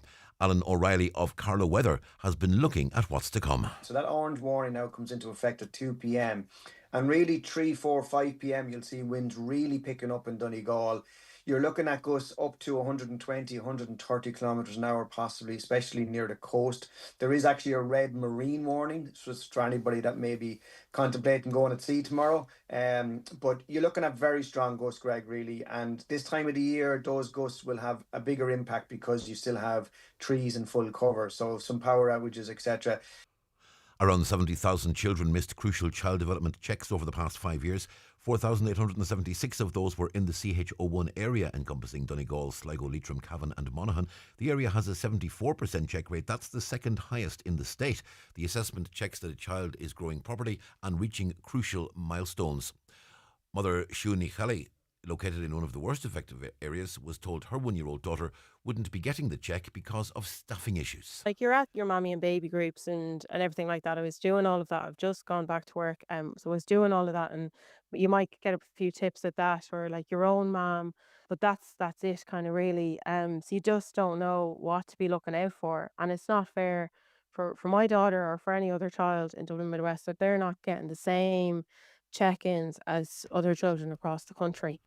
Members of the Glenties Municipal District are to hold a workshop next month to discuss the impact on tourism on local communities, particularly in terms of its effect on the housing market and wider local economies. The workshop was sought by Councillor Micheál Cullomagla Aspach, who said it's vital that sustainable models of tourism are put in place in local areas. He says a conversation is needed, particularly around the consequences of initiatives and models such as Airbnb. He spoke to Greg Hughes this morning on the 9 till Noon show. I'm not against tourism. I have been very proactive around progressive projects, around tourism, around food, language, and our coastal community and island community. What I'm trying to get from the council is that we sit down and seriously look at tourism in terms of how tourism will impact on a local community, and bear in mind a local community that is socially and economically deprived as it is. Uisce Éireann says repairs to a burst water main in Rathmullen may cause supply interruptions today, with work set to end by 3:30 this afternoon. Meanwhile, in South Donegal, repairs to a burst main in Bundoran may affect supplies in Drumacrin, Rathmore and surrounding areas. It's likely to take until 6 o'clock this evening to be repaired. The Taoiseach says Irish citizens who have been detained by the Israeli Navy must be treated properly. At least 9 Irish citizens were on board the Global Summit flotilla vessels which were intercepted and detained. Taoiseach Simon Harris is meeting senior officials this morning to discuss the situation. Speaking in Copenhagen, Taoiseach Micheál Martin said the Irish embassy in Tel Aviv is providing consular assistance to those who have been detained. Our ambassador is in touch with the Israeli authorities, and we will be providing consular assistance to those who have been detained. It's important that they're treated properly. It's a humanitarian mission, no threat to anybody other than to highlight and also to bring humanitarian aid into the people of Gaza.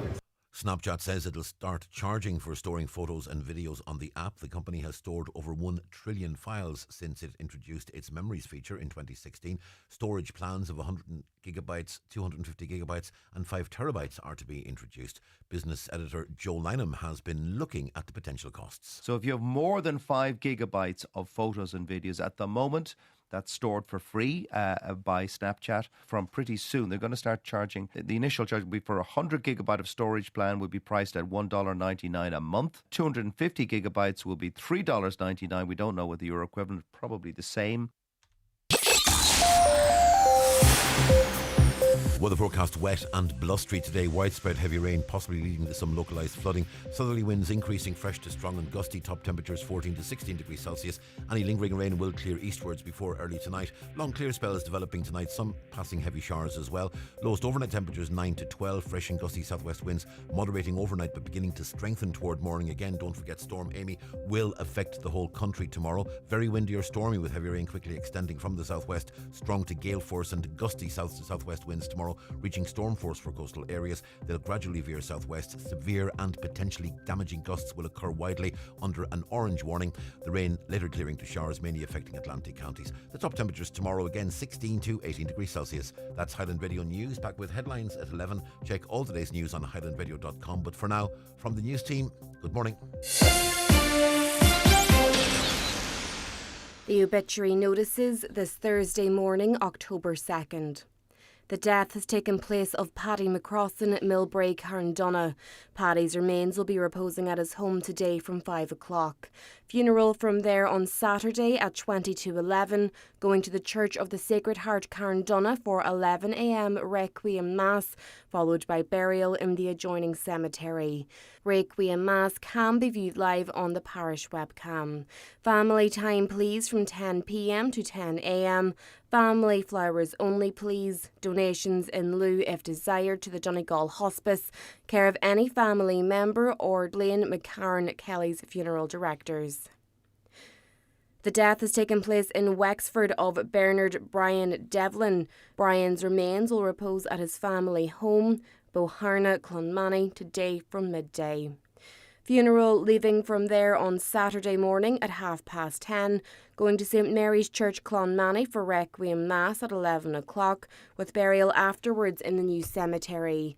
Family flowers only please. Donations in lieu if desired to St Columkill Village, care of any family member or Comiskey funeral directors. House private please from 10 p.m. to 11 a.m. and on the morning of the funeral. A one-way system will be in operation. Funeral Mass can be viewed live on churchservices.tv.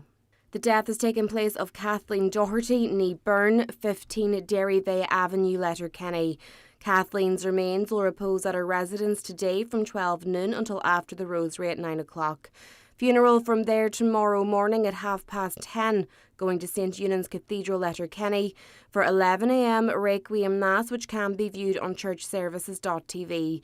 Interment afterwards in Newleck Cemetery, Letterkenny. Family time on the morning of the funeral, please. The death has taken place of Jacqueline Doherty, 3A, Clun Wara Buncrana. Jacqueline's remains are reposing at McLaughlin's funeral home today from 12:30 until removal at 1:45, going to St Mary's Oratory to repose overnight. Requiem Mass there tomorrow morning at 10 o'clock, with burial afterwards in Cockhill Graveyard. The death has taken place of Nuala Timony ní Quinn, 45, Laurel Drive, Strabane, reposing at her daughter Caroline McDade's home, 10 Lansdowne Park, Strabane. Funeral from there tomorrow morning at 9:20 for Requiem Mass in St Mary's Church, Melmount at 10 a.m, followed by interment in the adjoining cemetery. Donations in lieu of flowers please to Mary Curie, care of Quigley's funeral directors.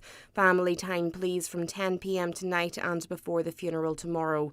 The Requiem Mass can be viewed live via the parish webcam. The death has taken place of Kevin McCrossan at Hillcrest Nursing Home, Letterkenny, formerly of Bunlin, Milford. Funeral Mass this morning at St Peter's Church, Milford at 11 o'clock, followed by burial in Milford Cemetery. Mass can be viewed on churchservices.tv. Donations, if desired, to Hillcrest Nursing Residents Comfort Fund and Friends of Letterkenny University Hospital, care of any family member or Patrick Sweeney Funeral Director. The death has taken place of Jean McGinley ní Murray, 86 Laurel Drive, Strabane, and formerly of Evish Road, Strabane. Remains are reposing at her home. Funeral from there today at 12 noon for Requiem Mass in St Mary's Church, Melmount at 12:30. Interment afterwards in the adjoining cemetery. Donations in lieu of flowers please to Mary Curie, care of Quigley's funeral directors. Family time please this morning.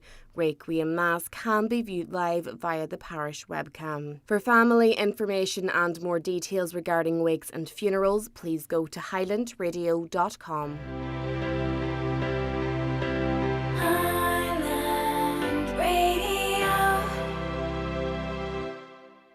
Hey, I hope the trip has gone well.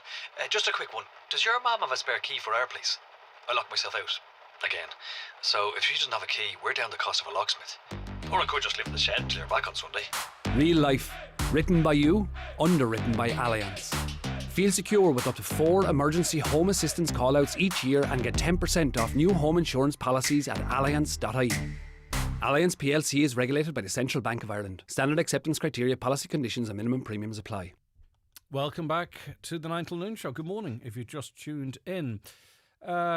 As it relates to a story that was on the front of the Irish Farmers Journal, a caller randomly but important to them points out that they believe the live export of weak calves is cruel, it should be banned. And I think really generally, I think particularly, meat eaters, I think vegetarians or those that don't eat meat would be more aware of it, but I think meat eaters kind of try and block that kind of stuff out, how a steak or a lamb chop or a chicken breast might end up in the fridge, whereas maybe someone who doesn't eat meat might be more in tune with that, because there's not really any humane way, is there, to raise meat specifically to kill it and consume it. But as I say, I think different people have different views. Read dentists. A caller says, and I'm not sure about this, by law, if you're in pain, the dentist has to sort you out. Any dentist must do this, full stop. As I say, I'm not familiar with that at all. Why would they be compelled to do so? I mean, a GP is not even compelled to do that. Why a dentist? Tell your listener with toothache to get clove oil in the natural way, Letterkenny, and dab it on his gum with the finger. It'll numb the gum. Just apply liberally as much as is needed. Thanks, Christina, for that. And that probably will get them through until such time as they get the work done. So grab yourself some clove oil. Did I say olive? Clove oil in the natural way, Letterkenny or elsewhere. Dab it on the gum with your finger and it'll numb the gum, but apply it liberally. In tourism, or in terms of tourism, hi Greg, Donegal gets the least tourists in the country. I understand the point of housing, but surely more tourists would benefit the county. But I suppose, is it about the makeup of the tourists? What kind of tourists are we talking about? I think a lot of the houses aren't necessarily Airbnb. They're people from the north or down the country who have them. But I don't know the breakdown of them. Staying with the issues of houses.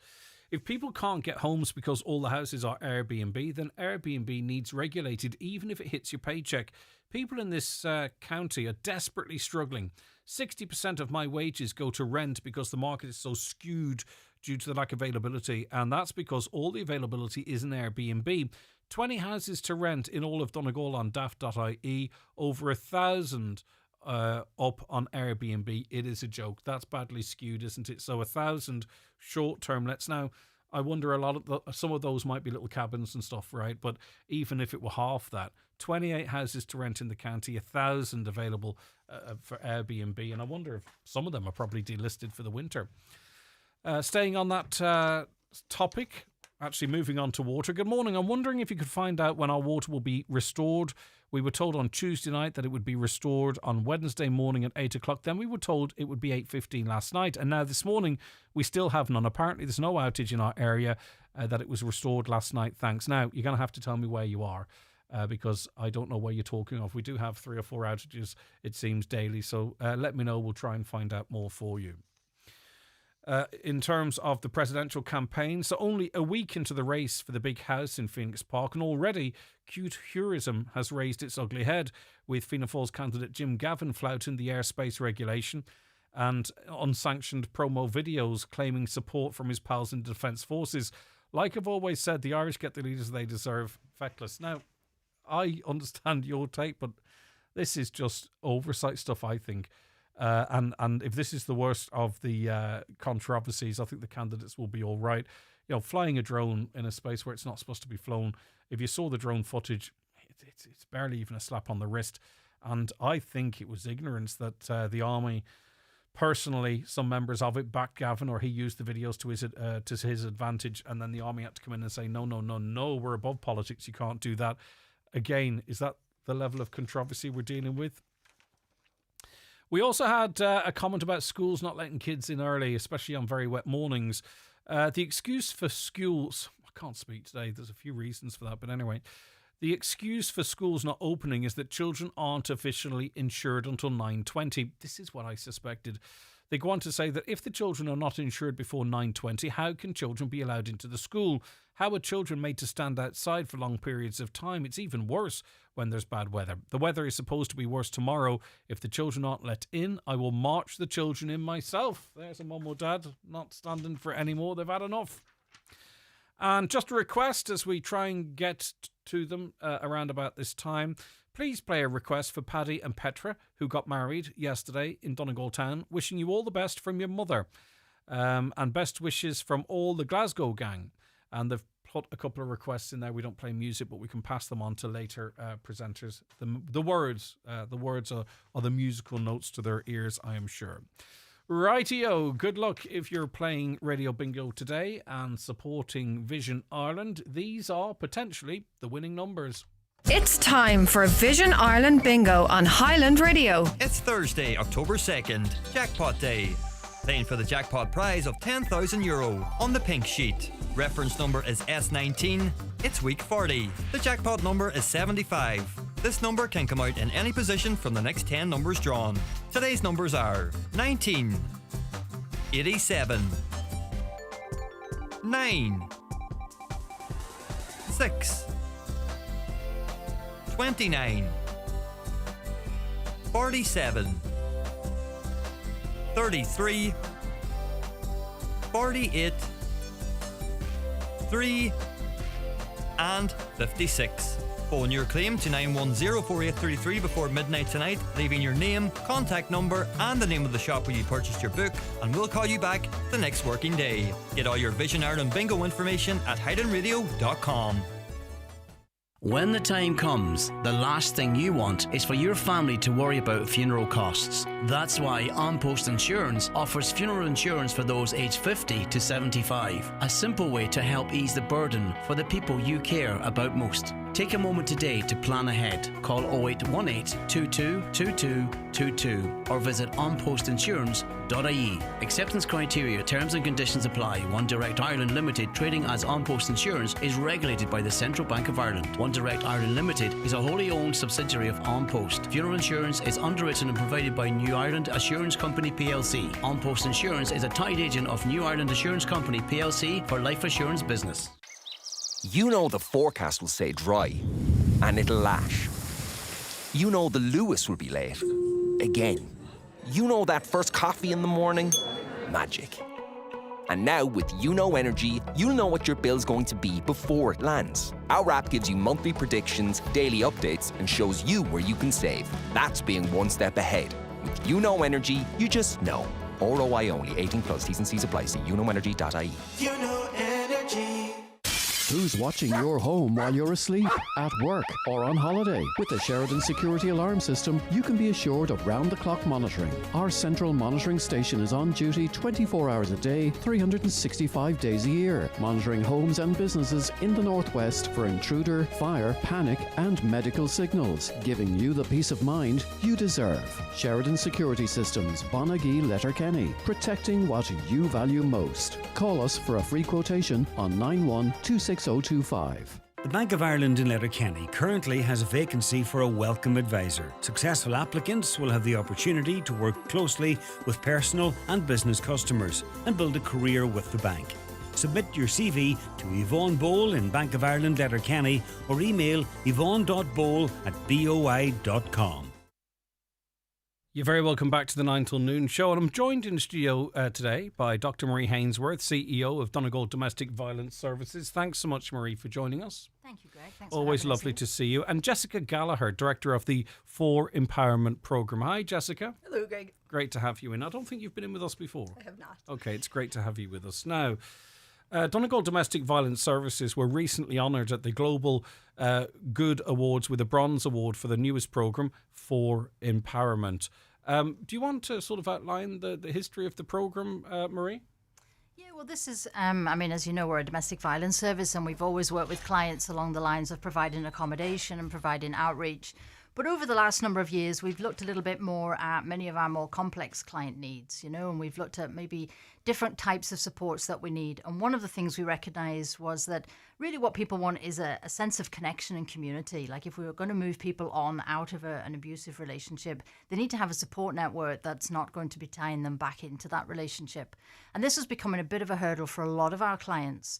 So Jessica will go into more detail, but basically when Jessica came on board, she met up with the Sports Partnership, who were looking at providing sports programs for clients from disadvantaged backgrounds. And not that all of our clients are disadvantaged, but, our target group met that requirement. So that became a partnership between the two organisations. And actually, it was earlier on this year that, in fact, Jessica can tell you a little bit more about that we actually won a National Sports Award for the community partnership between DDVS and the Sports Partnership. And then since then, we then expanded the programme. So it wasn't just sport and activities, but we also went into partnership and included Donegal Local Development Company.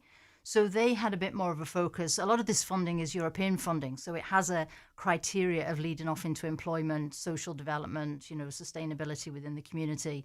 So DLDC were particularly keen to go and move clients on in terms of employment opportunities. And it just enabled us to offer more workshops around But these are, generally speaking, victims of domestic violence. They're all victims of domestic abuse because they're all our clients. Yeah. Yes, yet, they benefit beyond that.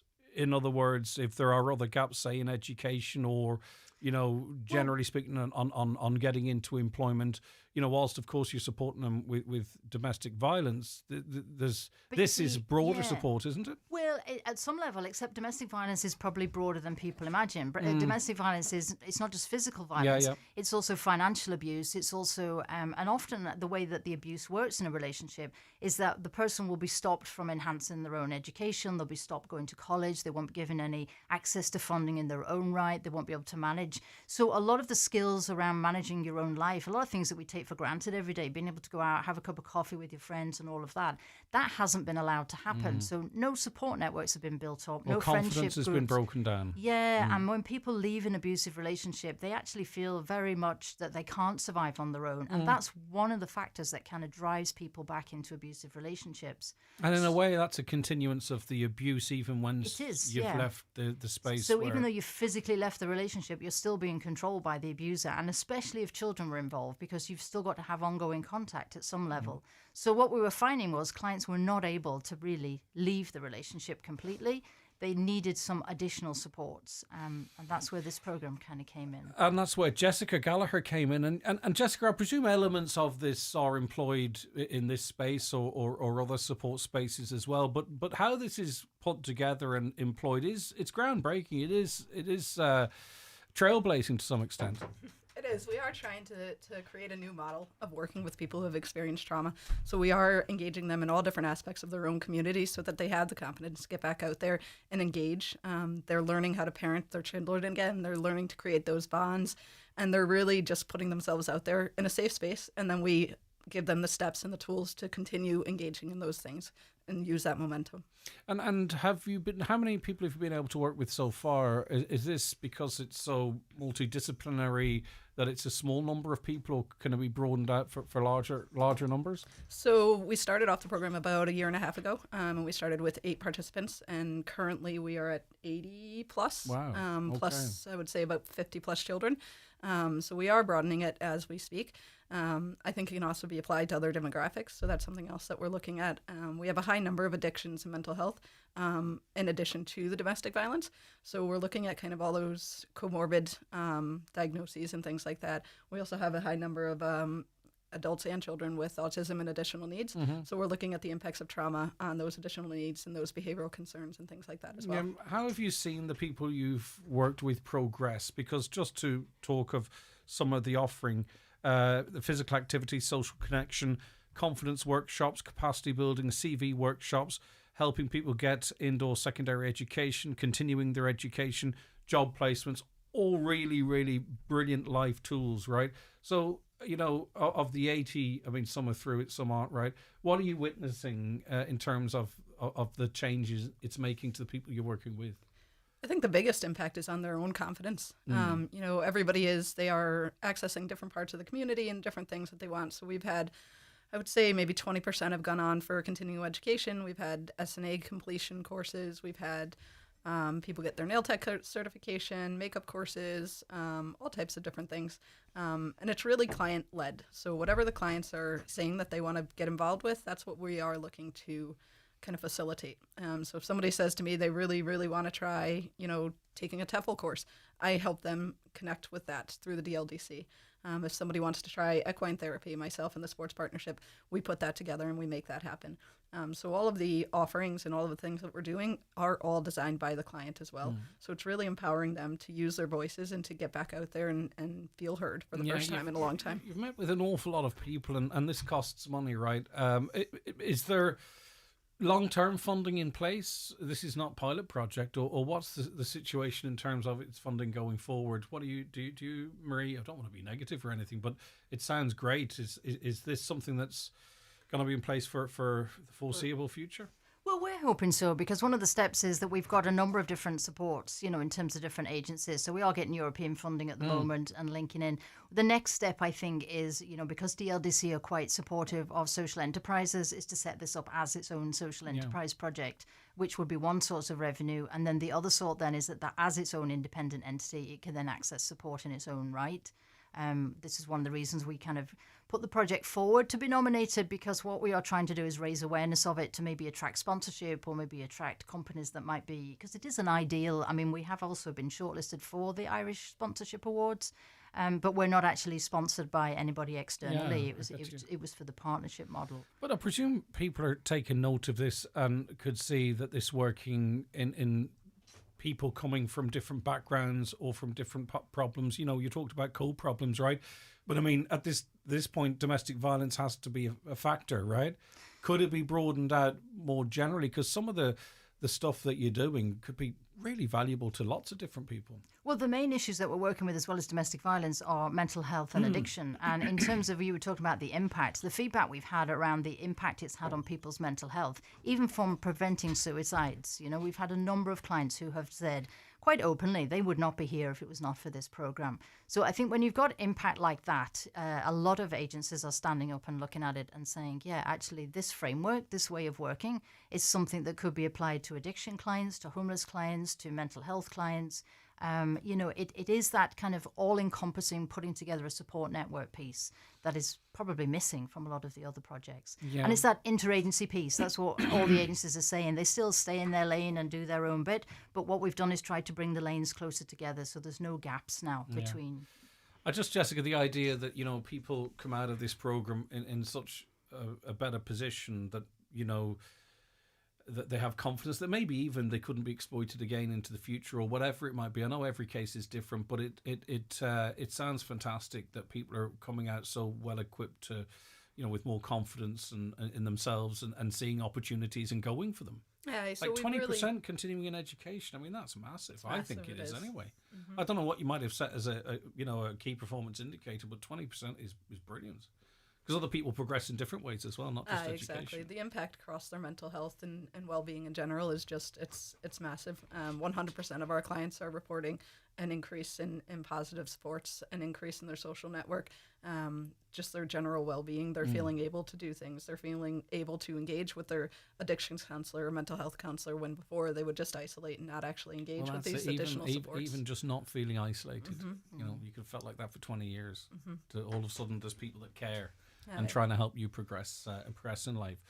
And obviously Marie mentioned it, Jessica, it's great that it gets recognition, but it's actually really extra great that it raises awareness, and that's an important job that we're doing all the time. Marie, this would be obviously an offering once people have engaged with domestic violence services to begin with. So I was going to ask about referral, but presumably it's part of when people come into you. Well, that's the way it currently stands at the moment, because it would have been set up as a small project and it would have been linked directly into Donegal Domestic Violence Services. But as I said, I think For Empowerment is getting to the point now where, we are going out. We've always gone out anyway to other agencies like the HSE, Adult Services, and also to SLA within Child Protection and Fostering Services, that we are opening it up that people who, and there is a huge population that have experienced domestic violence who've not actually come through our service. But I think down the line, if it does become its own entity, it will be able to take in referrals around specifically for mental health, specifically for addiction.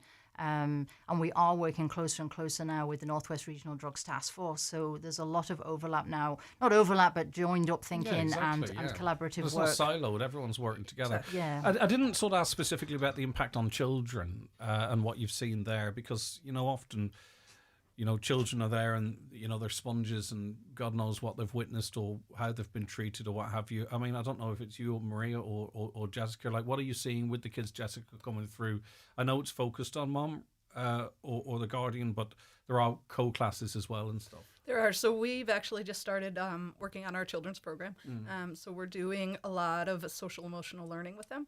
And we're working on kind of identifying all of those emotions, putting them into a safe place so that they can start to process the trauma, teaching them how to play, teaching parents how to play with their children, and giving them that space to do so where it's safe. So we are seeing a massive impact on our mums and our kids, and we hope to continue that, and we're going to start growing that as we speak. Is there I mean, every situation is different, but, children from homes where domestic violence was present, is it important? Is there something that needs to be gotten in there to help them deal with the trauma, Marie, or, try and help them deal with it that doesn't go on to affect maybe their relationships into the future? I think there's a number of different factors, because one of the things, as Jessica mentioned there, I mean, there is a high percentage of children coming through our service where either they have an autism diagnosis or they are displaying behaviours that could be attributed to trauma but are similar to autism behaviours, So first of all, for those children, trying just to engage and trying to get them to a point where you can have conversations about things has been a challenge. And I suppose this work almost came about by accident, because we were doing work with the women and we're almost just putting babysitters in place for the children. That wasn't really working. And then at that point, we decided, well, why don't we actually work with the children in a more meaningful way? But also, I imagine there's an opportunity whereby, there will have been a case, I'm sure, where a child can go on to get a proper diagnosis or proper supports in a different area that wouldn't have happened potentially if it wasn't for this program as well. Well, yeah, because that is Jessica's background, working with, well, you can say your background. I'm a behavioural psychologist, so I work with children with additional needs. Yeah. And I also work on kind of all of the behavioural elements. So we're also looking at kind of some of the cultural impacts. So helping mums kind of understand that it's okay to say if there's something going on with your child, and that you're not going to be assumed a bad parent because your child is having some behavioral issues. So really working on kind of all of those different aspects and helping the parents feel empowered enough to say, like, hey, I need help with this, and not being judged on it. Okay. Because a lot of times what we would see is that their partner would then place the blame for the child's disabilities and things on the mother. This is what concerned me about, and you kind of have to have these conversations, but it was being put out there, although the caveat was there, don't blame yourself, but about sort of alcohol consumption in pregnancy, or alcohol consumption in the lead up to conception.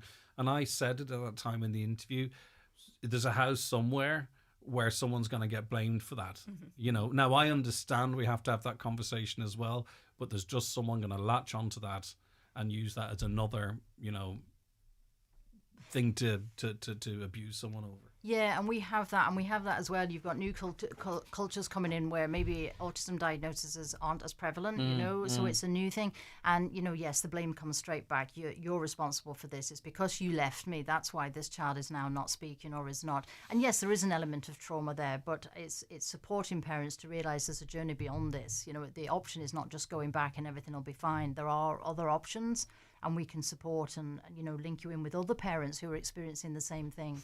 And I think that peer support's useful, you know, and that's where a lot of, if you've got a child with a particular need, it is a lot more beneficial, I think, to talk to another parent who has a child with that need, you know, like it just reduces that because isolation. That's another again. Space where you can be isolated, separate to. We got a text in from a listener saying, I wanted to share with Highland this amazing award that Jessica and the Gloria House staff received in London last week. The service, support and guidance received by women and children at Gloria House are life-changing for mothers and children. I would have not got through the last 11 months without them. I felt it was important to let Highland know. Maybe talk with Jessica on air. Thanks for your time. Well, we have a direct line into Marie Hainsworth, so if there's any news at all, should we drag her in here for a convo? So, but listen, I'm delighted that it sounds like you're in a much better place in your life, and it's down to these people in front of me, which is great. Now, either Maria or Jessica, is there anything that I haven't touched on that you think is important to mention? Because this is your project, right? This is your recognition, and I just want to make sure I touch on everything. No, just to remember the name For Empowerment, because I think we are going to be promoting it and getting it out there a lot more. And we're certainly interested in talking to anybody that might be interested in working collaboratively with us. You know, we're already involved with a number of different agencies. I think as time goes on, it has the potential to do a lot more and reach out a bit further. So, yeah, just bear us in mind. And if anybody wants to sponsor us, you know where I am. That direct line could work well for us too. Okay, well, listen, you know what? There are people that have extra resources and they listen to us from all over the place. If I was in a position, what an amazing thing to be able to support, you know, be it publicly or not publicly, to help mothers and their children to not start again, but you know what I mean, to have a life, to have hope, to continue moving forward. Okay, Jessica, anything you want to say? No, I'm all set, okay. thank you. Are you going to leave your mobile? Listen, continue to do the fantastic work that you do all of the time, and we kind of bring you in and get a sample every now and again, but you are, you know, at the coalface doing this all of the time, making amazing differences to people's lives and helping them just when they need that help the most. If anyone listening to this, Marie, finds themselves in a domestic, in an abusive or violent domestic relationship, it's always best to reach out, isn't it? How might they do so? Well, there's a number of options now. I mean, we are trying to build up our social media presence. So there is a Facebook page. You can message through that. There is a helpline number, the 1800. I'll get that. Yeah, I'll get that. Yeah. And then there's also a mobile number that people can text or WhatsApp onto, and I'll leave you those as well. So anyway, at all. Yeah. So we're going to take a break. I'll come back with those. I have a call, text, WhatsApp number here, but I just want to double check it with you, and we'll get that 1-800 number as well, because maybe it's the best call you might ever make today. Jessica Gallagher, Director of For Empowerment Programme, Dr. Marie Hainsworth, CEO of the Donegal Domestic Violence Service. Both of you, thanks so much indeed. Thank you. Watch the show live now on YouTube, Facebook, and at highlandradio.com. It's flu season, and children are twice as likely as adults to catch the flu, which can sometimes cause serious illness. That's why all children aged 2 to 17 can get their free nasal spray flu vaccine. a safe and effective way to protect them and the rest of your family too. So make an appointment with your GP or pharmacist. Visit hsc.ie/flu for more information. From the HSC. Are you completing your UCAS application? CAFRE offers degree courses in food, agriculture, equine and horticulture. Come along to CAFRE's October Open Days. Talk to students, meet staff and explore the practical facilities at Northern Ireland's specialist agri-food and land-based college. Book now to attend an open day at Greenmount Campus, Enniskillen Campus and Loughry Campus.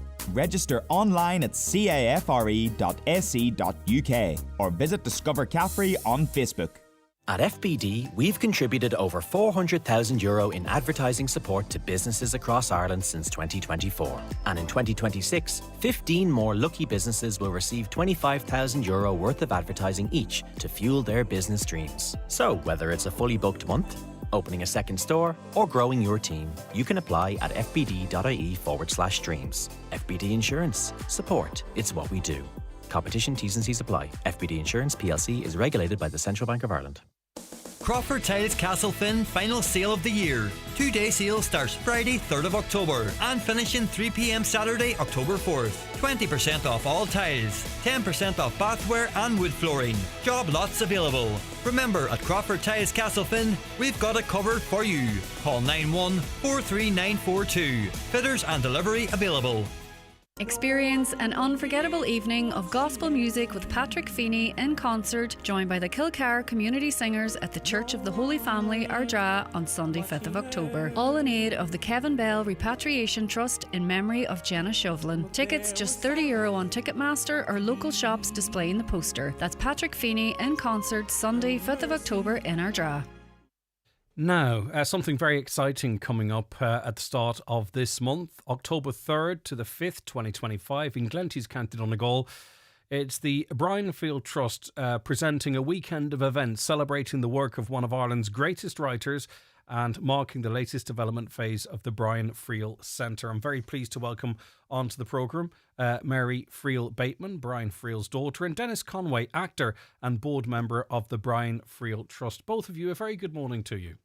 Morning, Greg. Good morning, Greg. Mary, how does it feel, I suppose, as someone involved in this, but also the daughter of the great Brian Friel? It's must be a very enjoyable experience for it, or is for you, or is it? It absolutely is. Thank God.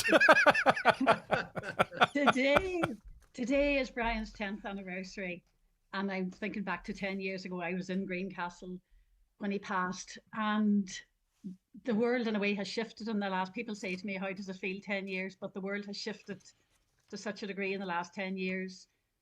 I think this is very special to mark the 10th anniversary in this way in Glenties at the Laurels. I think it brings us back to a place that held a very special place, as Anne, his widow, would say, a very special place in Brian's heart. It's a cottage that his aunts, the McClune sisters, the Mundy sisters, as they are in Dancing at Lunasa, they lived there, and where he spent many summers, many very happy summers with his mother and with the aunts. So it's a very special way to mark the 10th anniversary, and also to launch the opening in such a special way and among very wonderful guests. And I think too, yeah, we're very lucky actually in our region, in our county, to host this, because this is an event could be hosted anywhere. I think it's very special actually, and true to the man as well, of course. But it's very special, I think, that beautiful Glenties can host this. Dennis, when you're putting something together like this, and I'm looking through some of the events that are taking place, and when you've got such a life's work and such an amount of material to work with, where does one start? Well, as a member of the board, I'm on the board because I'm an actor, so I would know a lot of actors. And as you know from that list of actors we have reading, we have Stephen Ray, Adrian Dunbar, Sinead Cusack, Sarah Cusack, Kieran O'Reilly, Ingrid Craigie, directed by Conal Morrison. Conal is actually Anne's nephew. Is that correct, Mary? So there's a family member involved as well.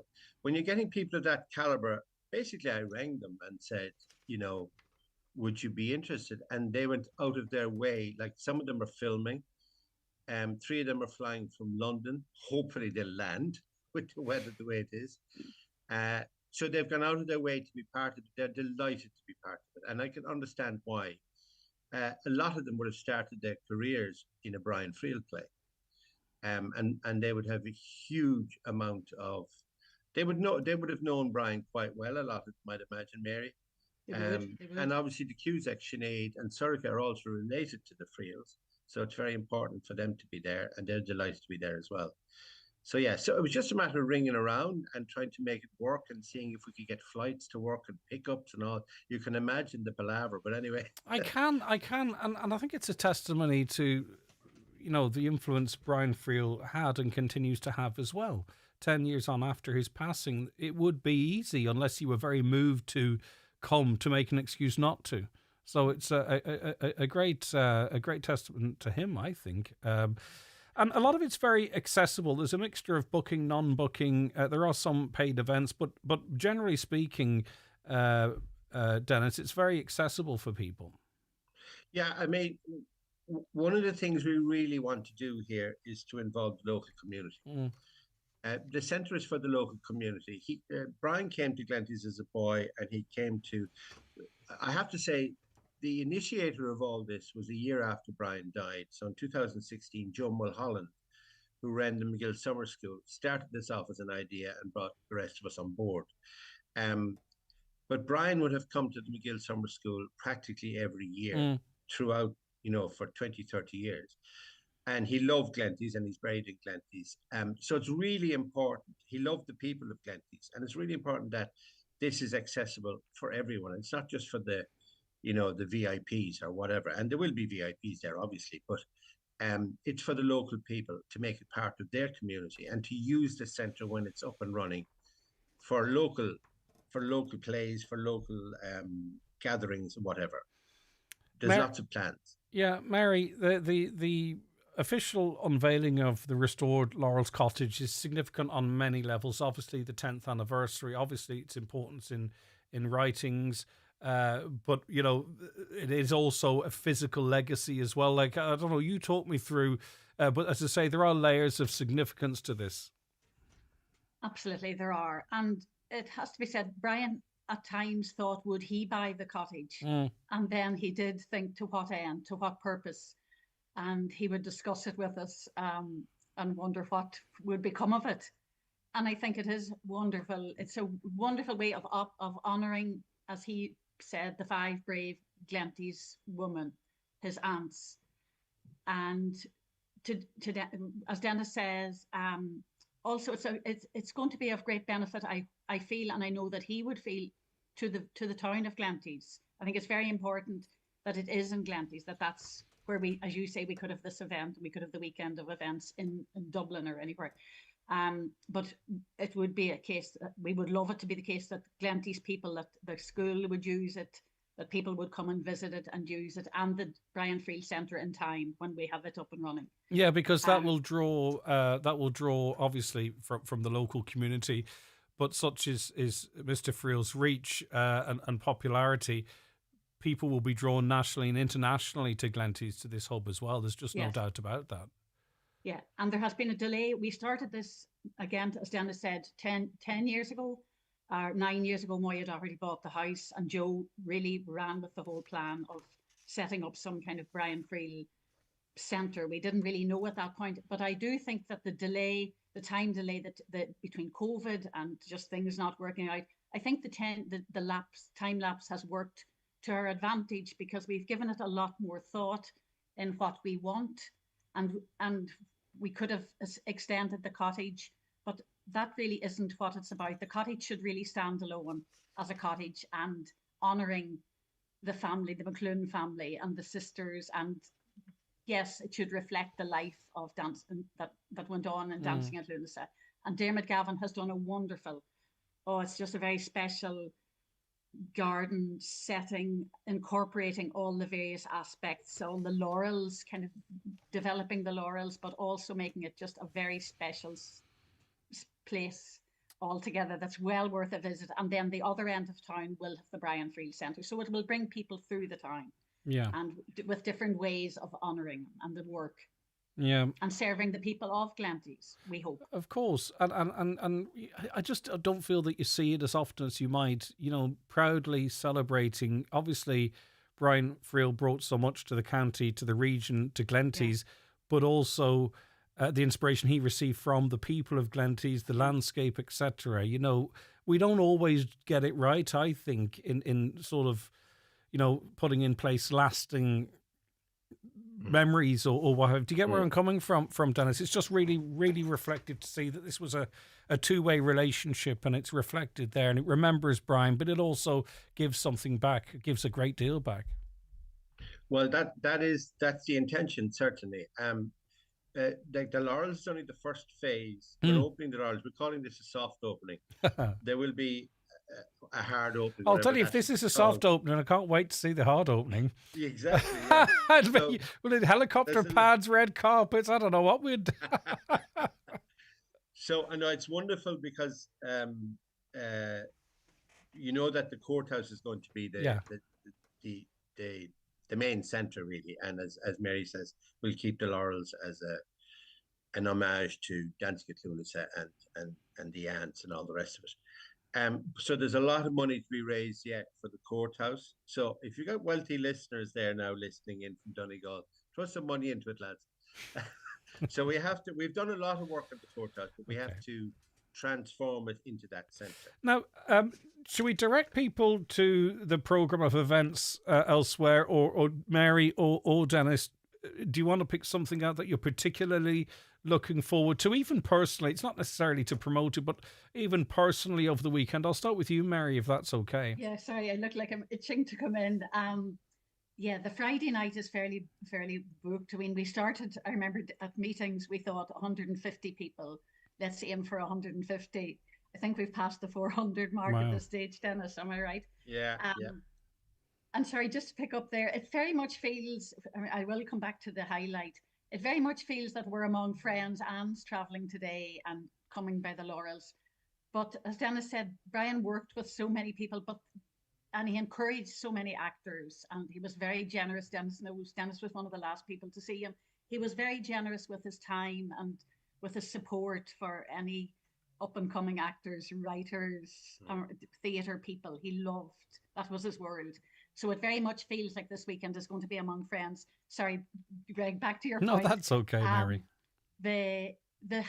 For me, one of the highlights is in Ballybeg House. There's a great exhibition honouring Brian, and it's on loan from the Irish Repertory Theatre in New York. I saw it over there, and they've been very generous in their support. It's the exhibition as it stands with artifacts from the Laurels that have been donated by cousins and family members that came, music that Brian's mother would have played, delf from the house, linen from the house. So there are some very special artifacts in that I think you get to really step into the history there, don't you? Yes, Dennis, highlight for you if you don't mind. Well, I'm looking forward to seeing Faith Healer on Saturday night with Blood in the Alley Theatre Company, with Seamus O'Rourke playing Frank, and Orla Fitzgerald playing Grace, and Michael Patrick playing Teddy, directed by Jeff Kuhn. And one of the reasons I got to know Brian is that I had a company called Ouroboros Theatre Company, and Jeff directed a production of Brian's Making History, which we took from the battle site Kinsale in Cork all the way to Rome. And that's how I got to know Brian really well after that. So I'm looking forward to seeing what Jeff is doing with Faith Healer. Excellent. And also that it's over with all the organisation and planning and logistics. And I mean that in the nicest possible way. Dennis, listen, it's been lovely speaking to you. Thank you so much for your time. Have a wonderful weekend, and hopefully the weather doesn't interfere too much. It shouldn't.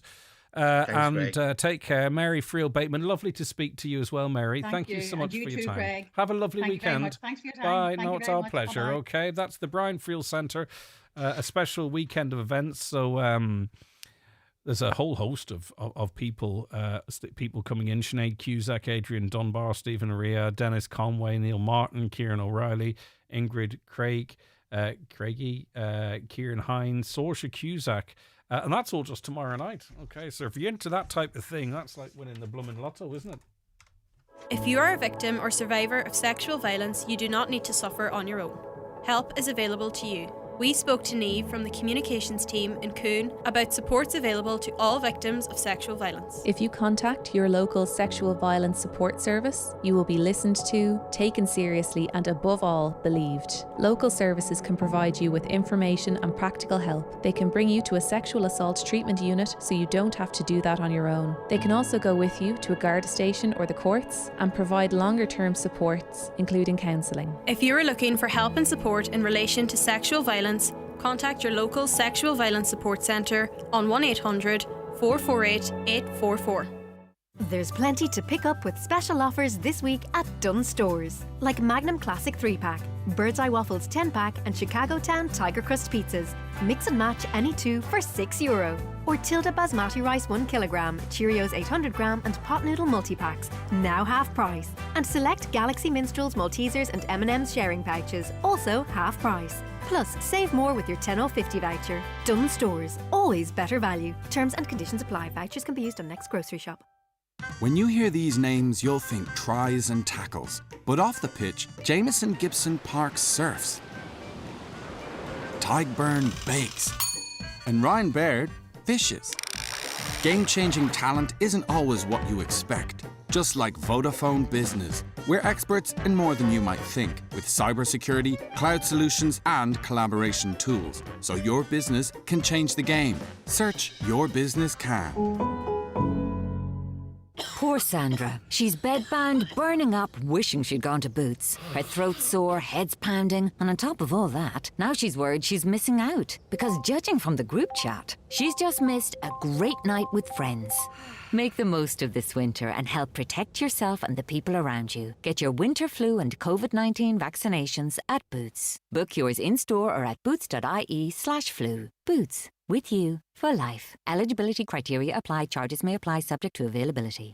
Highland Radio weather updates with McElhenney's. Refresh your wardrobe this season with key autumn-winter essentials. Discover our extensive range of fashion, accessories, homeware and more in-store or shop online at mcelhenneys.com today. So wet and blustery today with widespread heavy rain, possibly leading to localised flooding. Southerly winds will increase fresh to strong and gusty. Highest temperatures of 14 to 16 degrees. There are weather warnings in place. I think it's my responsibility to bring them to you, isn't it? Storm Amy near gale force to gale force and very gusty southwest to west winds, impacts, fallen trees, damage to power lines and possible power outages. Very difficult travelling conditions, possible wave overtopping. This is an orange wind event and it's valid from Friday afternoon, tomorrow afternoon at 2 p.m. until 10 p.m. And then there are further weather warnings, but that one's orange. And as we heard from Alan earlier on, we can have a little bit of sort of apathy to them at this point, but orange, they don't come around too often, so we need to heed. Lifeline Inishowen provides counselling for adults and children who have experienced domestic abuse, and they do amazing work up there. 07493732232. We will, I need to get those numbers, by the way, for domestic violence services, Caroline. Okay, we'll get to them a little later on. Rehousing. Morning, Greg. In my village, Irish families have been forced to leave their homes to house non-Irish people. Give the Irish families the €600 advantage to help them, plus all the other benefits. Surely that would help. How were they forced out of their homes? Are you saying landlords felt that they could get more? Like, I know cases of people paying. Now, in fairness, they do have the €600 as well. €1,500 to rent in rural Donegal. €1,500 for an average house. They get €600 from the state and then pay the £9 themselves. £9's a lot in and of itself, but that is going to skew the market. No harm to anyone, by the way. I would love any help I could get. Greg, of course there are sustainable ways to raise cattle for human consumption that don't involve sending month-old bull calves on a boat to France and Africa. I'm sure there are, but at the end of the day, these cows wouldn't exist if we weren't to consume them. I eat meat, by the way. Give me a steak and a stone. I'm not precious like that. I was simply saying that there are some people that would be more acutely aware. I don't want to see a lamb and then a lamb chop, right? Give me the lamb chop. I don't want to see where it comes from. I don't even like chickens, whole chickens or turkey, do you know? Because you can see the anatomy of the thing. Give me the slices of turkey or give me the chicken breast. I don't want to see the legs and where the head used to be. But that's just me, hey? It's only a bit of crack. Right, I'm going to take a break because we have the news headlines at 11. We've live music, do we, Caroline, before 12? We have the winner of Mary from Dunlow, Ellie Ward. She sang a song brilliantly as part of her interview with the legendary Daniel O'Donnell on the night of it, and since has recorded it. So we're going to hear that a little later on. Ocean Tiles and Bathrooms Pennyburn Derry stock clearance sale. Save big on vanity units, taps, mirrors, radiators and more. Enjoy up to 40% off My Life and as much as 60% off Crosswater. Starts Monday 29th of September, 9am, and Saturday 4th of October, 1pm. Don't miss these massive savings at Ocean Tiles and Bathrooms Pennyburn Derry. Earn as you go with our PTSB Explore current account. Earn up to €5 cashback a month as you pay with your card. And up to 5% cashback when you pay bills with our partners. For a banking experience that means more for you, apply in-app and start earning today. PTSB. Altogether more human. Qualifying criteria, terms and conditions apply. 5 cent back on card purchases up to €5 per month. Bills paid by direct debit required. Account partners and benefits are subject to change. €8 monthly maintenance fee applies. Other charges may apply. Over 18 personal customers only. E-statements only. Permanent TSB PLC trading as PTSB is regulated by the Central Bank of Ireland. Agus inis seocha go bhréomhásnéis na Hampshire. Is léir go bhfuil go leor gaotha agus neart gréine in anduin, agus léonda geala go gan tamil fada gealta d'éireann. In Airgrid, támadigh túir tauchaí inmhúnathe le fuinneamh inmhúnathe. Tá uaschrádó a dhéanamh agan ar an angach leictreachais ónas gur féidir le gach teilech, gnó agus pobl tarifa a bhaint eistí. Tá éire á cuachtú agan. Fólam níos mó ag airgrid.ie. Vibrant Glasgow awaits. Fly easily from Donegal Airport with Loganair. Book your tickets now at loganair.co.uk and explore all that Glasgow has to offer. Enjoy convenient travel from Donegal to Glasgow with Loganair. Discover Centra Simple Savers, your go-to for great everyday value. Like Tato & King 6-packs, $1.50 each. 7-Up Pepsi and Club Selected Range 1.75 to 2 litre, €2 each plus deposit. And Santorini 120 Selected Range, €8 each. Enjoy simple prices on your favourite products. Centra. Live every day. Enjoy alcohol sensibly. Donegal Suffolk Sheep Breeders show and sale of over 50 SAS approved ram lambs takes place this Friday 3rd of October in Rafo Mart. Selection of females also available. Show at 6, sale at 7. Online bidding via martbids.ie. That's this Friday at Rafo Mart.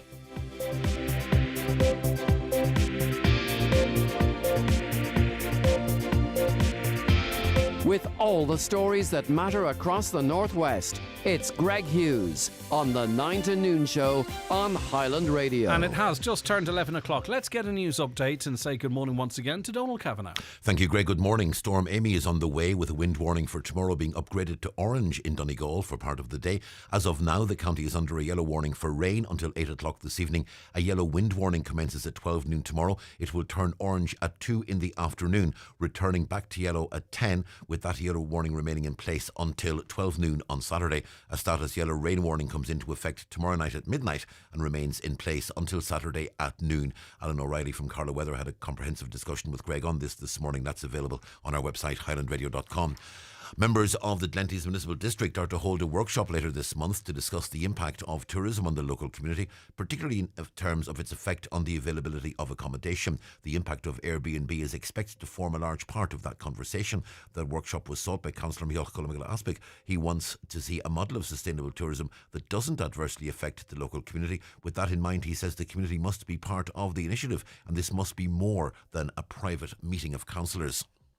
Around 70,000 children missed crucial child development checks over the past 5 years. 4,876 of those were in the CHO1 area, encompassing Donegal, Sligo, Leitrim, Cavan and Monaghan. The area had a 74% check rate. That's the second highest in the state.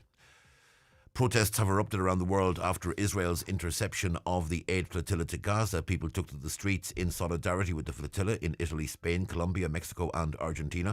World leaders have been reacting to Israel's interception. The British Foreign Office has expressed concern to Israel and asked for assurances the situation would be resolved safely.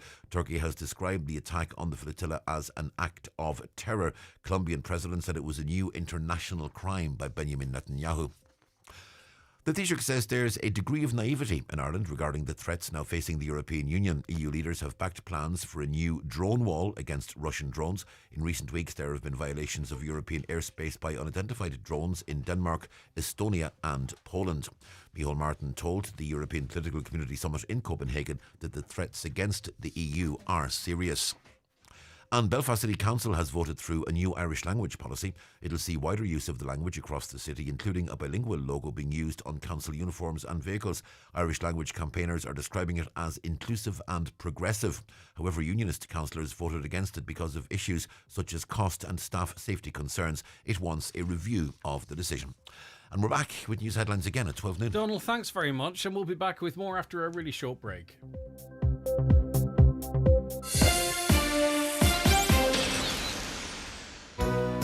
Fancy fish tacos tonight? You'll catch some amazing prices at Aldi, that's for sure. The finest Irish breaded haddock goujons are just $2.99. Sour cream at just 89¢. Mixed chilies only 49¢. And 8 mini white tortilla wraps are just 85¢. That's an evening treat at amazing Aldi value, all wrapped up. Good food, good mood from Aldi, while stocks last. Welcome back to the programme. Retourism, says a listener. A big part of the problem regarding tourism in West Donegal is the signage. It is all in Irish and no one other than the locals have a clue where they're going. It's our national language, but if we want tourists, we need dual language signs, as is the case in the rest of the county. I don't agree with you on this one, if it's okay, and I mean that with absolute respect, and it doesn't mean you're wrong and I'm right.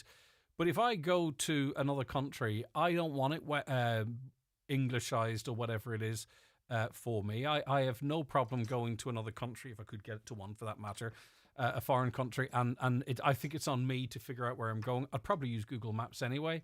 I think, particularly in the Gaeltacht, why should we have bilingual signs? And I think really those coming here want to sort of immerse themselves in the culture a bit as well. And so I respectfully don't fully agree with you. The amount of people who think it's easy to rip off the government because they anecdotally saw one dole dodger working for cash under the table is unreal. No one is landing and getting 10k for just stepping off the plane or boat and then fecking off somewhere else. Grow up and think for once. Just because you are a dole scammer, which have always existed, getting an extra 200 from the government than you should doesn't mean it's an easy rip-off for that much money. Get off Facebook, put down the red rad tabloids and read some actual literature, people, please. Ellie Ward, how are you getting on? Good. How are you? Good to have you in. How are you keeping?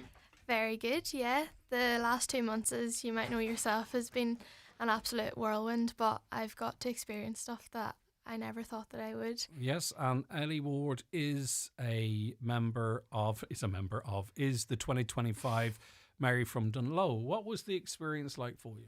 It was amazing. The week itself was so good.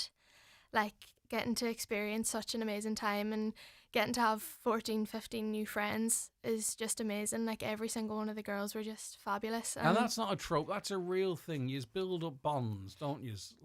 Yeah, like living with girls, 16 girls you thought would be absolute mayhem, and having to share a room with these girls was, I just thought that I would be very closed off about it. But no, like, I've made friendships to last a lifetime with these girls, and just like we kept in touch so much over the last few months, which means a lot to me. And yeah, we're even going to Edinburgh in December together, which is great. Brilliant. Yeah. And it really is the whole Mary from Dunlow thing. Obviously, it's a community thing. It's beyond the community. It's got, national, international attention. But the women involved in it are very much in control in terms of, you know, using a platform, a global platform between, you know, between the you know, social media coverage and Teenage E streaming, etc. You know, and we're going to be talking a little bit about a song that you'll release, which I'm delighted that you are doing so. But this was about, you know, you used your platform to raise awareness of mental health, for an example. Other girls used their platform in other ways. Yeah. So a lot of us girls were very involved in social media this year. It was very apparent from the start that we'd use social media as kind of a platform to get to know each other and to share our stories before we'd even got to like meet each other in the week. So having that as a platform to get to know them before was brilliant, and then being able to continue sharing what I've done. Like the day after the festival, I went to the Mean Cross show and went to Dunlow Hospital, which was great because before I'd even become the Mary from Dunlow, I'd done my placement in Dunlow Hospital. Yeah, so you're returning with the sash and the crown. Yeah. Say, look what I've done. Yeah, so it was kind of a full circle moment in that way. And then being able to record this song and share it online for everyone to hear and to have it as like my kind of contribution to suicide prevention and things like that. It was great. It's so important that it's someone of your age that's talking about it, that is releasing this. And I mean this with no disrespect, but you know, you hear a message more from someone you can relate to. So young girls, young boys, right? With the best will in the world, if I was here talking about a 35-year-old about mental health, you know, like a 17, 18-year-old or 19 or 20-year-old, but they might say, well, this person doesn't get me. They don't understand what my life is like, right? Mm-hmm. But you do. And I think that's why it's even more significant that you're reaching a whole demographic of people that sometimes might not feel talked about. Talked to. They're talked about a lot, but not talked to.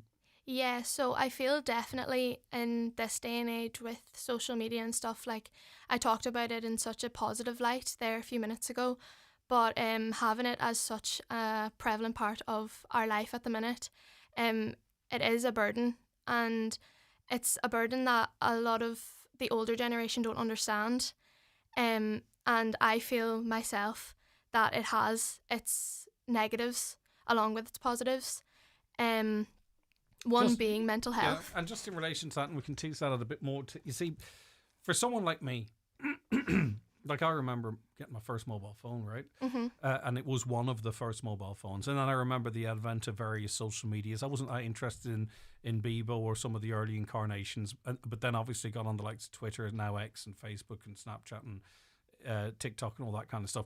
But someone like me could say, well, you know, switch the phone off, right? Yeah. It's a choice. And it is always a choice. But you and those coming behind you were born into it. Mm-hmm. Right. So it's a different conversation.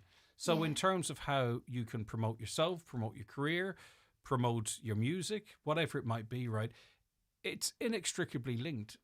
You know, it's not like me where I could say, well, I'm putting my phone. You can, right? Don't get me wrong. But it's different because you've been born into this technology. It's like someone born today will never understand how people existed without artificial intelligence. Yeah. You know, and I think we need to understand that as adults, that it's easy to say just don't do it, but that's not how it works when you're born into a technology, I think. Yeah, definitely. And you can hear as many positive comments online as you want, but one negative comment does impact you a lot more than how many positive comments you want to give out. And yeah, as you said, like the older generation will be like, turn your phone off, whatever, but that's our connection to the world. It's how you communicate, it's definitely how you get news, it's how you get information, it's how you share information. When was the last time you watched a TV program? You know what I mean? Yeah. You sat down and go, I must watch. You know what I mean? Exactly. You'll watch it on demand, you'll stream it. Yeah. You know what I mean? You're not sitting down, I'm not saying all young people are the same, but I know my boys, they don't watch scheduled television. No. They simply don't watch it. They watch whatever they want on demand. Mm-hmm. They're massive football fans, but they will see no issue in watching, you know, a minute and 30 seconds of highlights on TikTok, and they can talk about it as if they watched it. Yeah. You know what I mean? They don't feel they have to watch the whole game. So it's snippets, it's snapshots. Yeah, it's a completely different world. And the older generation just don't really understand. So that's why I've just spent 10 minutes telling you how I understand. I know. Even some of the older generation. I'm trying to be young and relative here and understanding. But yeah, I feel like at this present minute, I'm going to call it a pandemic. Yeah. Of young people's mental health issues, and them two amazing women that were in earlier speaking about all the services that they provide. And like today there's been so many highlights of like, it's brilliant to see how yous are sharing services that are available to people. What do we do, Ellie, though? Because I was talking to a lady, Sophie Swaps, yesterday. Sophie Morris, her name is. And do you know what she does? She goes into supermarkets, right? And if there's an unhealthy bread, she says, well, this is a better bread. If there's an expensive ketchup, she says, and she gets dogs abuse online, you know, from anonymous accounts. All she's saying is how you swap one ketchup for another. Yeah. And I'm not in any way saying it's not significant, right? But how do you stop it?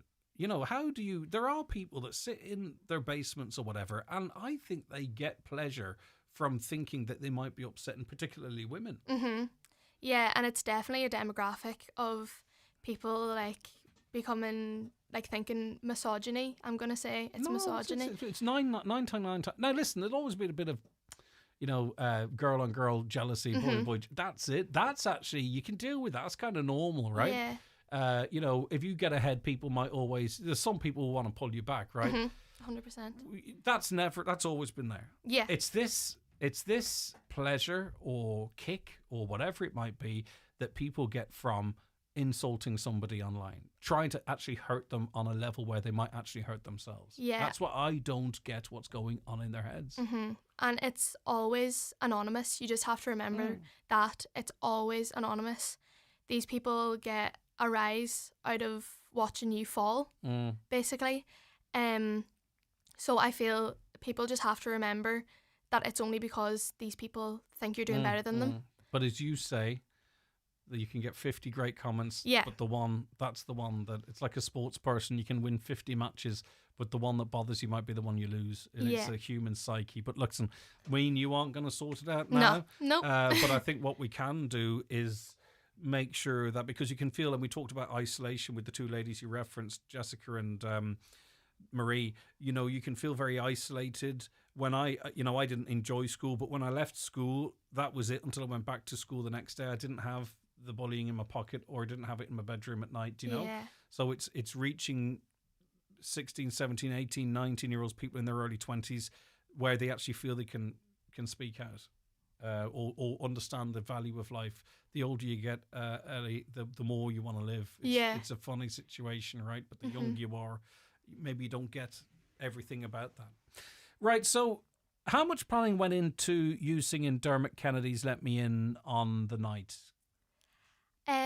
A lot of planning, to be honest. A lot of background planning. Yeah. With me and my PA, I'm going to call her, my Aunt Aoife. So me and her had discussed this kind of behind closed doors. She was doing a lot of things with me, like prepping me for my interview. She was the Kildare Mary in 2014, so she knew kind of how it ran. And there was a lot of like, I wanted to do something that represented Dunlow as a community and the surrounding communities, being the Dunlow Mary and being so involved in the community itself. And I'd noticed, as I said before, it's a pandemic of mental health issues, not just young, as we'd been speaking about before, but with the older generation as well. There's a brilliant service in Dunlow called Gemma's Legacy of Hope, which had been set up because unfortunately a man had lost his wife to her battles with mental health and was left with two kids, a daughter and a son, who he didn't really know who to go for counselling. So he set up this charity himself, and I thought that because I had seen so much devastation and loss and grief, that I would just shine a light on the demographic and mental health issues that were going on in our local community, and just show people that there is light at the end of the tunnel. There is a door, there's a place where you're happy, and you just need to knock on the doors. Yeah, indeed, you're right. You're going to sing it. I am. Yes. A cappella. I am. Why? I mean, like I've heard you sing. You're a great singer, but I mean, you know, you don't make things easy for yourself. I really don't. I love a challenge. Evidently. Before we get to that, I mean, you know, during the whole week, obviously you expressed, you know, confidence in yourself, but you seem to have even grown in confidence in yourself through this experience. Am I picking that up right? Do you feel more sort of... Yeah, definitely. Like, this is an experience where it's once in a lifetime. Mhm. It's 1 year. I have things that have pushed me out of my comfort zone, and like interviews that I'd done before the festival had even started. Like, I did an interview with Oliver Callan on RTE, and the interviews with Hughes and all the judges. G and all the rest. Yeah, and then like I have events coming up that I just need to like push myself out, speak to Yeah. everyone. Like this weekend, we have a charity ball with Anna Gallagher, the Donegal Town Mayor. It's a ball in aid of Donegal Hospice and the Donegal Town Hospital.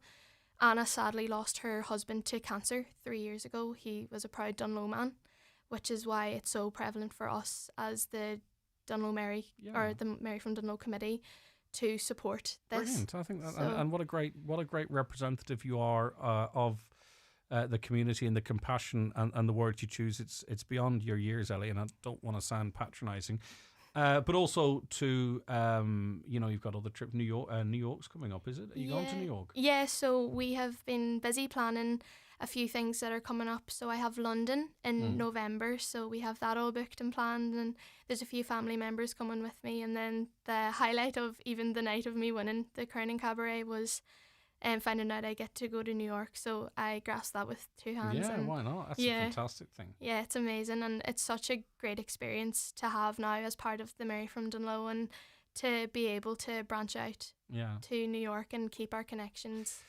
Before we get to the music, no harm reflecting on Gavin, sorry. Yes. Gavin, don't kill me. Gavin and Pat and all the people behind the scenes that keep the show running, the girls that look after you and what have you. I mean, it's astonishing the amount of organisation goes into that event, and for it to run off so smoothly, so successfully. It's astonishing, isn't it? I mean, those people are amazing. It's something that they put their whole heart and soul into, and they reap the rewards for it. This year was the best Mary from Dunlow I've seen in the longest time, and I kind of thought myself that it was only because I was involved in it. But when you see so many like positive comments coming out of it, and like they've already started planning next year's. Yeah, it's crazy. And the 60th. And I would say they're also planning. Yeah, you just said that. Yeah. Also planning the 60th. Yeah. I mean, obviously now you're a recording artist. The only thing left now at this point is a duet with Daniel. Do you know what? Me and Daniel, we need it. It needs to happen. Well, he's got much of next year off, right? So we can get in the studio. He can get in No the studio. bother. Yeah, he's taking We'll a get break him on from the Dermot studio. Kennedy. Dermot Kennedy, something else, isn't he? We He met is him down amazing. at. He was at the president's house, whatever it's called, Arsenookdon. Is Yeah, it is. Yeah, and he's really lovely fella. He's really timid, not timid, but he's not cocky or nothing. Not that I've ever met him. Yeah, well, it would be I was just an dropping that absolute in dream. there. All right. Evelyn says, you are just amazing, Ellie Ward. We're so proud of you in Dunlow. That's out of Evelyn McLaughlin watching us. Lorraine Suzanne Hanlon, such an amazing young lady. Katrina McGeehan, good girl, Ellie. Oh, these all can't be your auntie. That's my auntie, Is Katrina. it? Which one? Is Katrina. that your auntie manager, your manager, is it? No, my momager's out there. Oh, your manager. And who's getting over to London? Aoife. Okay. Yeah. Sorry, Right, Katrina. So, are you standing up, sitting down, or what are you doing? I'll be fine sitting. Okay, right. Okay, so this is Ellie Ward. Before we can do that afterwards. I want to let people know where they can listen to the studio version of it. But this is a Dermot Kennedy song. It's a wonderful song, actually. It's called Let Me In. And Ellie has released it to raise awareness of mental health for September. And obviously, listen, that was part of a month, right? But we're into... Every month is a mental health awareness month, so it's still incredibly, incredibly relevant. So whenever you're ready, Ellie, let me in. In Oakins Bay, oh, I could have stayed and never went home. It might have been brief, but at least I was free from all of my ghosts that live in my head like reflections on water that only come once. I still haven't learned deceptions in the cinematic version of love, but I can't get enough these days. Oh, the world doesn't sing to me quite how it used to see. This life is a touch too much for me. Maybe that's meant for me. I know there's a room where I'm happy, but I can't find my way to the door. Tell me who wins the war between my heart and my head. I forgot what I'm suffering for. I surrender to dark when it all falls apart. At least I won't have to pretend. I know there's a room where I'm happy. Oh, let me in, let me in. Let me in, let me in. Let me in, let me in. I'd give anything to change my fate. I know there's a room where I'm happy, but I can't find my way to the door. Tell me who wins the war between my heart and my head. I forgot what I'm suffering for. I surrender to dark when it all falls apart. At least I won't have to pretend. I know there's a room where I'm happy. Oh, let me in, let me in. Oh, I got lost in that a wee bit. Well done, Ellie. That was lovely. Thank you Brilliant. very much. Do you know what? Actually, sometimes it's nice to strip things back so you can hear the words. It's really well written. That. Yes. It is. So where can people hear the track that you actually recorded now? There's no harm getting a second sort of rush of interest. Yes. So we released it as the Mary from Dunlow committee on both the Mary from Dunlow Instagram and Facebook page, and the Ivory Sessions also, they released it. And at the beginning of the song, before the recordings played, I kind of explain more in depth why I chose the song and why it's so prevalent to the Dunlow community, which I think is amazing to hear. And it's kind of, I devoted it to the people of Dunlow. It's not really about me in that sense. So, okay. Yeah. Brilliant. Well, listen, enjoy Donegal Town at the weekend, London, Thank you very much. New York, and everything that's coming in between. Thanks so much for joining us. Thank you for having Well me. done. That's Ellie Ward, the 2025 Mary from Dunlow. Real savings are adding up with Super Value. Make great savings like 2 for €10 slow-cooked meals range like chicken korma. Scan your Real Rewards card or app and get for €5 Coca Noodles 10-pack. €10 for Cushell Toilet Tissue 24-roll. And 3 for $30 on selected Pampers range, giving you more change in your pocket. Super Value. Real savings, real difference. Discover the Address Sligo, your stylish escape on the wild Atlantic Way. Savour local flavours at North Restaurant. Relax in our indulgent spa and thermal suite. And enjoy breaks from just €160 per night. Book direct at theaddresssligo.com. The Address is always the right address. It's the Right Price Tiles wood flooring and bathware 70% off sale. Get up to 70% off all your purchases. Up to 70% off all tiles, all wood flooring, all bathware. Everything's reduced in store. The 70% off sale at Right Price Tiles, wood flooring and bathware. Stores nationwide. Sale now on. At FBD Insurance, we've been supporting businesses across Donegal, Sligo and beyond for over 50 years. Pop into your local insurance experts in the FBD branch on Main Street, Letterkenny, or contact us on 074 912 6299 and see how we can support your business today. Open from 9:30am to 5pm Monday to Friday. FBD Insurance. Support. It's what we do. Business insurance is underwritten by FBD Insurance plc. FBD Insurance Group Limited, trading as FBD Insurance, is regulated by the Central Bank of Ireland. You catch them in the corner of your eye, refusing to blend in. An electrifying presence you can't forget. The new Cupra Performance plug-in hybrid range is designed to move you further. With up to 130 kilometers of electric autonomy, you can set your course without compromise. Search Cupra plug-in hybrid today. All-electric range based on WLTP test data. Real-world driving results may vary. Your local dealer is DMG Motors, Clough Road, Donegal Town. Telephone 074 9721 or visit dmgmotors.ie. Shekelatha ama Highland Radio. Arna Dortugat ag Airgrid. Uproar agus Forbor an go letrahas na Héireann. Airgrid. Pobal a guachtu, era a guachtu. Heshe. The time now is 26 minutes past 11. Right, okay, just to some of your comments coming in here to just to remind you how you keep in touch with us. 086 60 25,000 is the WhatsApp and text number.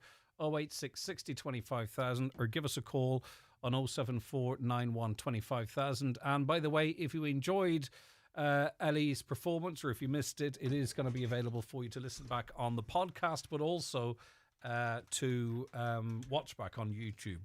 Right, we can go now to Nisha Dolan, Irish writer who's currently on board the 1,000 Madeleines flotilla heading to Gaza.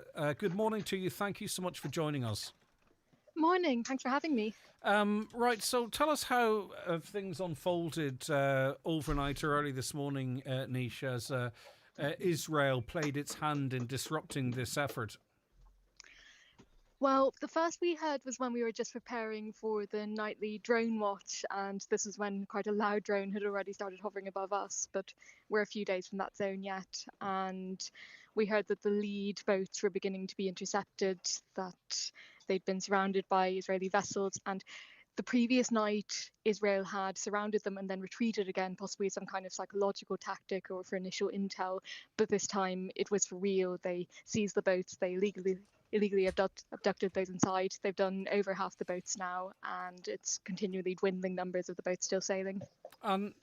You are in international waters still. Yes.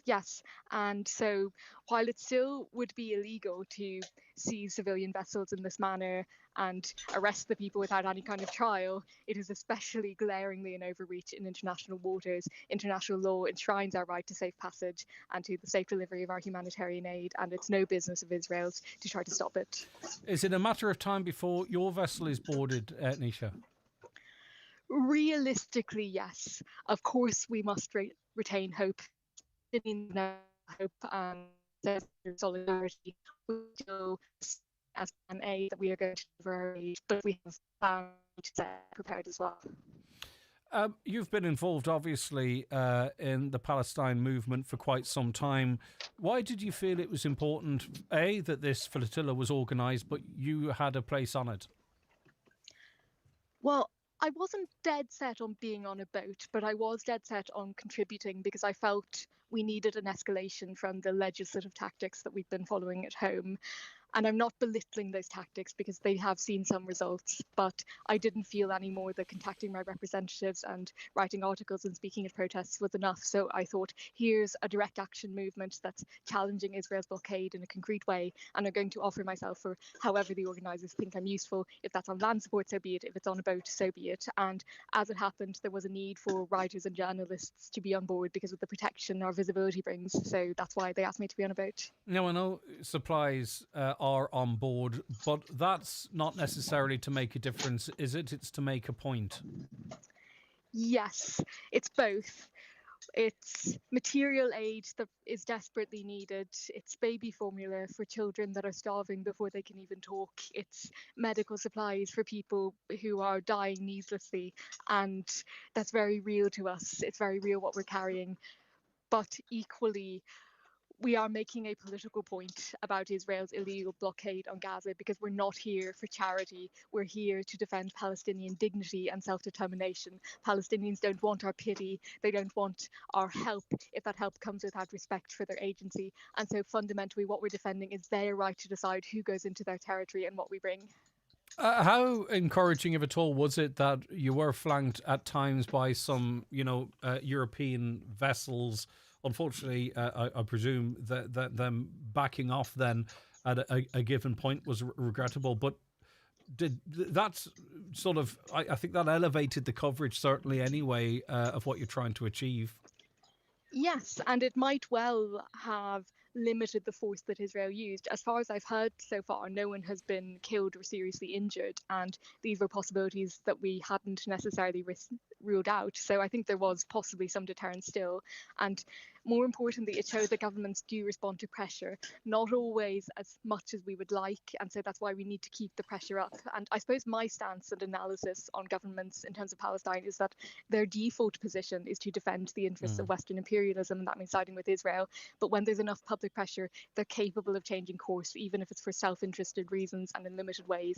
And so we have to keep trying. Can you talk to me about the attacks on the boats, what they were like, or how they actually unfolded? Because as you can imagine, this is often to a publicity war, and videos were emerging of drone attacks, or what appeared to be drone attacks, and then people sort of trying to discredit that, saying it was misfire flares and all that kind of stuff. It's an information war now as much as anything. But what was happening, or what has been happening in terms of attacks on the flotilla? It's a funny sort of information war, because a lot of the footage shows a burning object flying directly from the sky. So it's very difficult to spin that as anything other than a drone People attack. will try. Yeah, they will try, of course, but they will also try to deny that there's a genocide when from the beginning hundreds of Israeli public figures said that they wished to starve Palestinians, qua Palestinians. And so in terms of drone attacks, the main risk is fire. And so when we're on drone watch, it's not because we think that we can stop them. See the drones for very long before they attack. The ones you see for a while are surveillance drones. The attack drones tend to come quite suddenly, and so it's not that we think we can intervene. It's that when a boat like this, fiberglass, highly flammable, takes fire, we need to be on it immediately, or else our lives are at risk. So it's mainly to put the fire out, and that's the main risk that they pose. And that has been happening regularly, yeah. Objects being dropped from drones with a view to, disabling the boats. Yes, there were two waves of drone attacks so far. The first was two boats being struck in Tunisia with damage that was reparable, and then the second wave came in around the territorial waters that we're now in. So that's why we've been so vigilant, and these involved sort of the milder spectrum of chemical attacks right down to damaging the engine of a boat, I believe. And so it's sabotage, and crucially, it's not aimed at us, it's aimed at Palestinians. If we were carrying aid for anyone else, we would be left alone. And so it shows Israel's determination to starve people because of where they were born. Okay, so the Israelis put out some information yesterday suggesting that was Hamas overseas that was funding and organising this flotilla. Just a quick word from you in relation to that. This is what they say about anyone who attempts to help Palestinians whatsoever.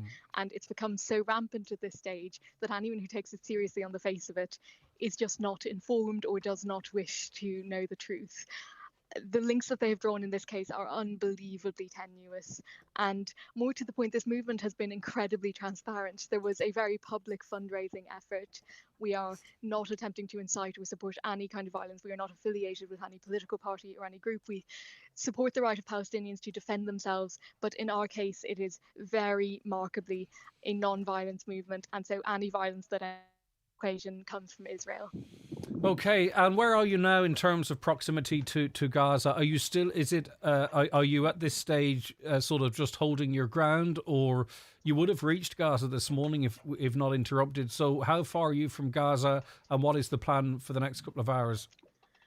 The 1,000 Madlenes boat are actually a fair bit behind, so we're looking to reach Gaza in maybe 6 or 7 days. Could be quicker, depending on various decisions we're about to make. All right, okay, and those decisions I'm sure will become public when made. Thank you for that. Yeah. That's Leisha Dolan there, who's an Irish writer who's currently on board the 1,000 Madlenes flotilla heading to Gaza, albeit her somewhat behind those that have already been boarded. Okay. Mary here from the cosmetic department at McGee's Chemist to let you know that Loncome have a great beauty gift available here this week. Buy 2 Loncome products, Want to Be Skincare, and you'll get a free 7-piece gift of your choice of either Renergy or Hydrocent travel size creams and more iconic Loncome products. This offer is available until Saturday the 11th of October or while stocks last. Some T's and C's apply. For any skincare advice, you can always talk to myself or any staff member here at McGee's Chemist, Main Street, Letterkenny. I had problems with my knees for about 7-8 years. I think I'd give Kingsbridge 5 stars just because of the support and help that they gave me before and after the surgery. I was a public patient and the HSE reimbursed the cost. Public patients in the Republic of Ireland can get rapid access to cross-border surgeries at Kingsbridge private hospitals in Belfast and Derry, with medical costs reimbursed by the HSE. Find out more at kingsbridgeprivatehospital.com/cross-border. Kingsbridge, your fast track to 5-star care. Terms and conditions apply. Mart's brace for exporter boycott. In this week's Irish Farmers Journal, we reveal why the country's largest exporters are threatening to boycott weanling sales. As budget talks go down to the wire, find out why suckler and sheep payments are at risk, how surging TB numbers pile pressure on other schemes, and why the budget spotlight is on farm tax reliefs. Warning over fertiliser supplies next spring. Plus, don't miss our special autumn beef breeding focus. Only inside this week's Irish Farmers Journal. Shop Homeland's October mega deals now until October 21st. Save 10% off all regatta jackets, 10% off Snickers trousers and shorts, save 15% off all bird tables and feeders, and save €10 off Dulux Final Matte or Soft Sheen Pure Brilliant White 10-litre paint. All this and more in store and online at homeland.ie. You're very welcome back to the programme, and delighted to welcome onto it now Emma Fogarty, author of Being Emma, Living My Best Life with Butterfly Skin. Thanks, Emma, so much for joining us. How are you keeping? Thank you for having me. I'm good, thank you. How are you? I'm doing fantastic. Now, whilst the number of Irish sufferers of butterfly skin, as it's known, is small, we've covered this extensively over the years, and I've spoken to quite a number of people. But talk to me about this disease and how it affects you, Emma. So there's 3 forms of EB, and in Ireland, with all 3 forms, there's 300 patients with us, living with us. With my form, there's about 7 of us, and it's certainly not easy. They describe my skin as fragile as the wings of a butterfly, and that's because literally my skin can tear if I bump into somebody. So I have bandages that cover 80% of my body because I have wounds that are similar to 3rd-degree burns. So in terms of, it's not just the ease with which the skin breaks, presumably then its ability to replenish itself or to cure, is that also affected? Of course, yeah, definitely. It can heal, but it can reoccur then again. So wounds, once an area breaks down, it kind of breaks down over and over again because it can't heal. It doesn't have the collagen in it to heal. But you are flat out right. You've not let it hold you back as much as you humanly possibly cannot allow it to hold you back, Emma. I mean, that's something in you, though, isn't it? That must be just the type of person you are. Well, I hope so. I'm certainly determined, and I think I get that from my parents. I went to college at 18. I worked in the bank for 4 years, and then I became patient ambassador for Deborah Ireland. I've been doing that now for about 15 years, and I absolutely love it. It's a role I cherish. And now I'm driving, so I love it. And you're right, I have done everything I can humanly possibly do, as you say. And last year I took part in the Dublin Marathon with Colin Farrell. So yeah, indeed. And you and him get on well, don't you? Yeah, we're good friends. Yeah, we are close. Because, I mean, obviously that's a personal achievement, but you also raised almost €1 million for the Deborah Ireland organisation, which is amazing because sometimes it can be hard to get attention and funds to a condition that doesn't affect a lot of people. That's it. We get no government funding, like zero. We get nothing. So that's the problem. So we rely heavily on the public for donations to Deborah Ireland. So so raising $1 million was a huge achievement. And for me personally, doing the marathon, I know it was only the last 4 kilometres, but the last 4 kilometres represents the 4 decades that I've survived and lived with EB. So, yeah, it was personally and for Deborah Ireland, it was a huge achievement. And in relation to that, getting 240 and beyond it in and of itself is an achievement with your condition. Why is the lifespan so much shorter in how it affects you, if that makes sense, Emma? Yeah, so with the open wounds that I have, one is very easy to get infection from that, and that can lead to sepsis. And as you know, sepsis, you can pass away even before you know you have sepsis. And secondly, skin cancer is a huge problem in EB, especially in adults. It's very easy for someone to get cancer, and I've had it twice. Once when I was 25, and then I lost my left leg at 35. Yeah, but still, you continue. Obviously, like it's like the who's who in your friends list. Obviously, Colin Farrell. You've also met Ed Sheeran as well. I have. I've met Ed Sheeran. Yeah, he's great. He's a lovely guy, really nice, and he has supported Deborah America. So he's friends with Courtney Cox. Courtney Cox's best friend has a child with EB, so he supported that. So it was amazing. And I'm very close to Johnny Sexton and a few others. Lovely stuff. Excellent. It's a testimony to your character and your personality. Right, so now you're an author as well as a friend to the stars, right? Why the book? Why now? And what did you want to get out in the book, if that makes sense, Emma? Yeah, I suppose I always dreamed of writing a book to give, I suppose, give hope to the other patients who are living with EB. I mean, we've just talked about the achievements that I've accomplished, and they have been huge achievements because doctors said, no, she won't do this, this, and this. And I've always said, but I will. So I just wanted to show the world, and the world, especially the world of EB, that I can do it. And if you are determined enough, you can jump over any obstacle I was put in your way. And trust me, I've had many obstacles put in my way. So it's been amazing. It was a real emotional roller coaster, but it was great. I loved it. Yeah, and of course, you know, the subtitle of it's Living My Best Life, and what we go through in life is subjective, right? For you, it's butterfly skin. For somebody else, it could be grief or loss. For somebody else, it could be a disability. And it is, the inspiration comes from, you know, living our best lives, even with the challenges we might face in life. Exactly. That's it. It is. It's living with whatever challenge. It's not just EB. As you said, it's living with any challenge. Live your best life with any challenge that comes your way, because if you feel it deep enough that you want to do something, you can achieve it. Whatever the challenge is, whatever obstacle is put in your way, and you will be happy and you will be proud of yourself for doing that. Obviously, you know, medicine's often driven by money, and I just wonder, with a condition that doesn't affect as many as other conditions might, research, I wonder, is there much effort going on in research, and have there been any advances? It's obviously a very complex condition, I understand that, but are we actively working on ways to either, you know, heal people or prevent conditions worsening or whatever it might be? Absolutely, definitely. Across the world, we're looking into cures and treatments and things, and they are coming up with treatments. Certainly, cures, I don't know, because there won't be a one-size-fits-all cure for EB, because there's so many subtypes to the 3 types I told you about. So, yeah,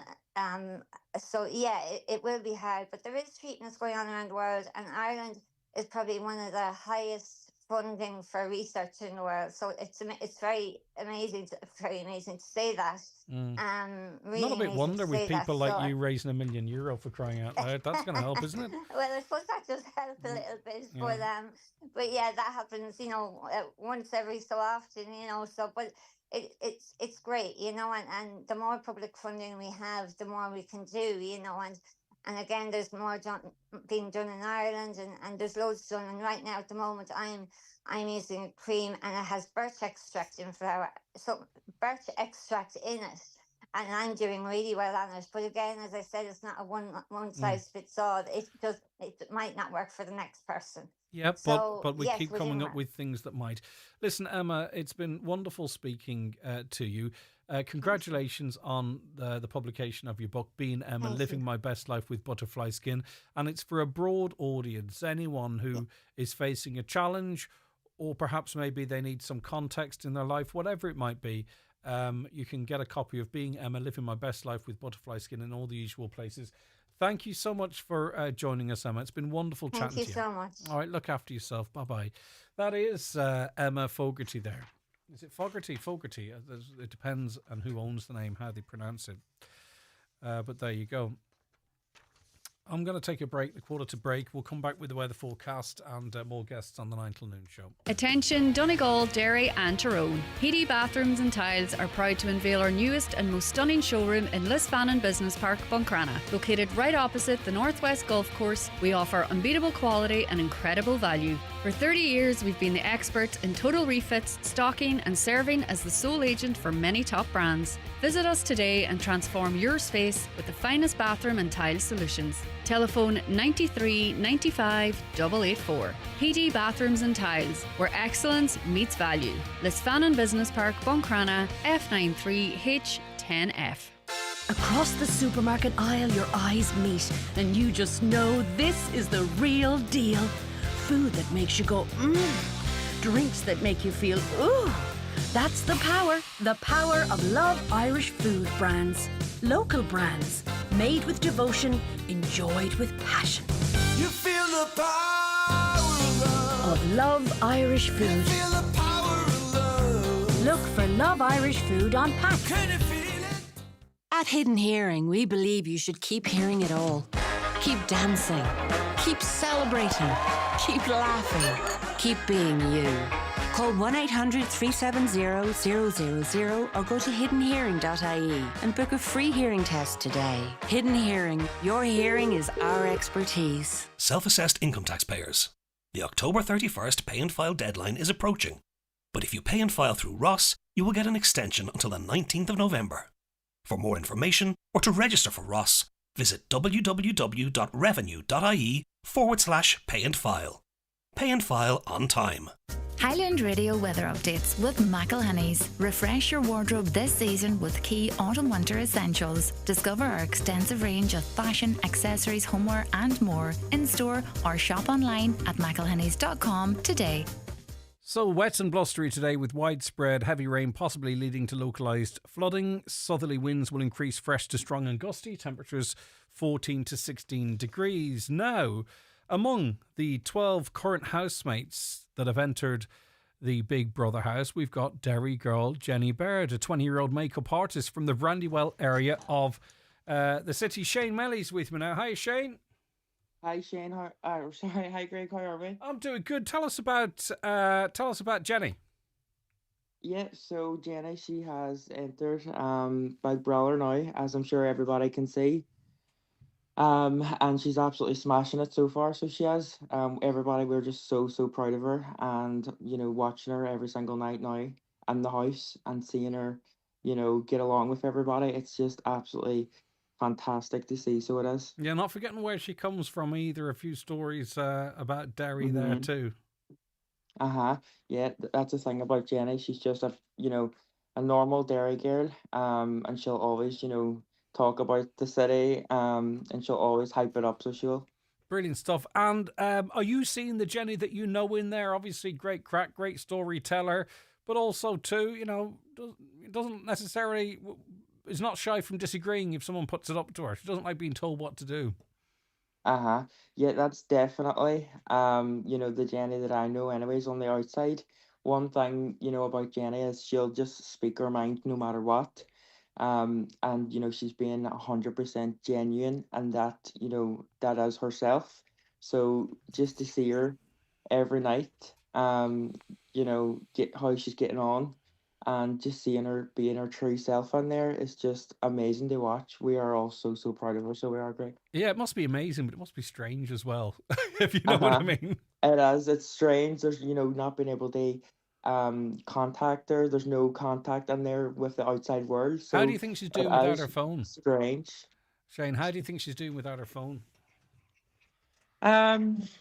Do you know what? She said to me before she went in that, she was actually looking forward to coming off social media for, you know, how length of time that she'll be there. So if Jenny, makes it to the final, which I do think she will, that will be 7 weeks. But I think, she will be fine without her phone.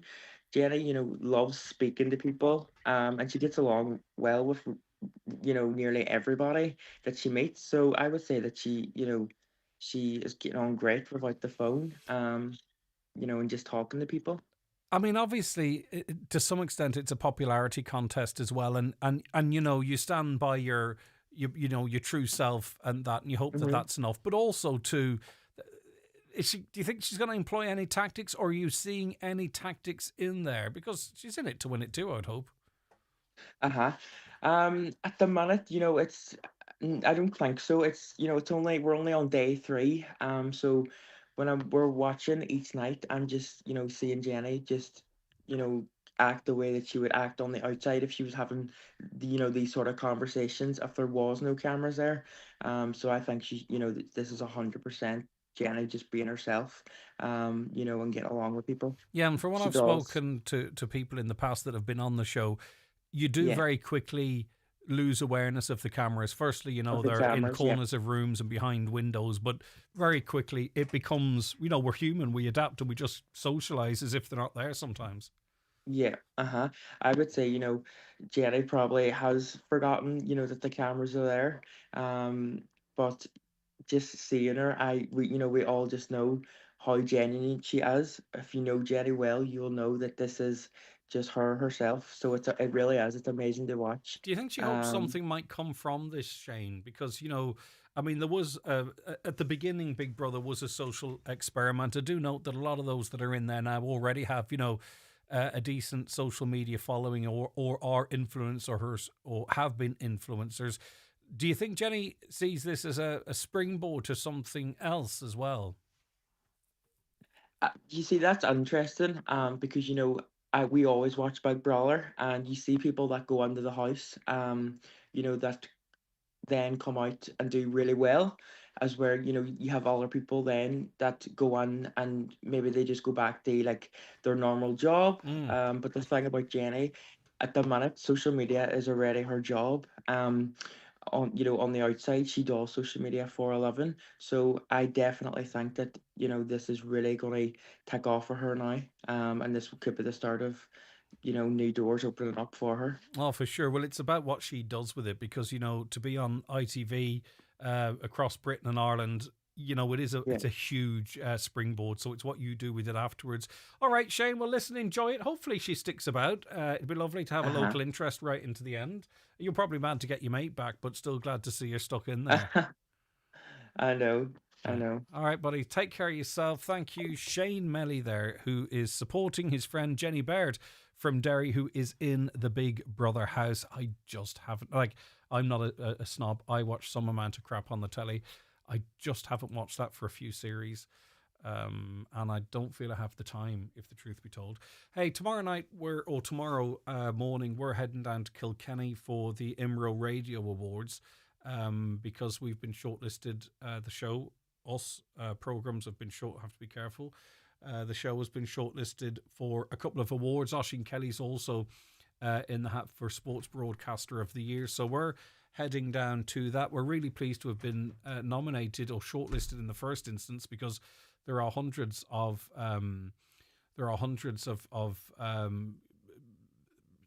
considerations, and we've been shortlisted in 3, which is fantastic. And we don't, we're not in every single category as well, so it's a particularly good achievement for us here. We're all really excited, and we want to let you know as soon as we find out. As I say, it's a long shot, but who's to say we might not come back with some gold? We're up against some tough competition, between the likes of Liveline and the Stephen Nolan Show, and others as well. So the competition is tight. We shall see. But we'll let you know on social media anyway. We'll let you know straight away if we win. You might have to wait till Monday to find out if we're not successful. But Caroline, you says you have to put it out into the world. You have to be positive. So let's do that. So that's tomorrow night. So Donald's going to be in for me tomorrow, and we will make our way down to Kilkenny. It's a long drive, isn't it? And I think the thing starts at 6:30, and we should know mid-evening what the story is. But anyway, it'll be great to get down and say hello to people and stuff as well. So looking at some of your comments here. We look forward to welcoming Ellie Ward, her family and friends to New York City for St. Patrick's Day. Great interview on Highland Radio from your New York Mary from Dunlow Committee, Anne-Marie, Eileen, Sean, Veronica, Mary, Astoria, Queens. Now, obviously, you might want someone there from the media, folks, so I think it hasn't been done for a while. If you want me to go, I'll come out, you cover the costs, and I'll make sure of plenty of publicity. No, Ellie's earned that, and I'm delighted for her and her family. Re Gaza, can any country in the world actually stop Israel? Ireland supported Ursula von der Leyen, and in turn she supported arms to Israel. Ireland speaks at both sides. Well, can any country stop Israel? Of course. Why aren't they? You tell me, I don't know. Well, I have my ideas, but of course the Americans could stop Israel in a heartbeat. Israel can't look after itself or defend itself without the backing of the United States. What does Israel have on the United States? What do they have on Donald Trump? I don't know. But of course countries could stop. Sure, we could stop them flying through Shannon, or we could stop trading with Gaza. There's lots of things could be done if countries wanted to do it.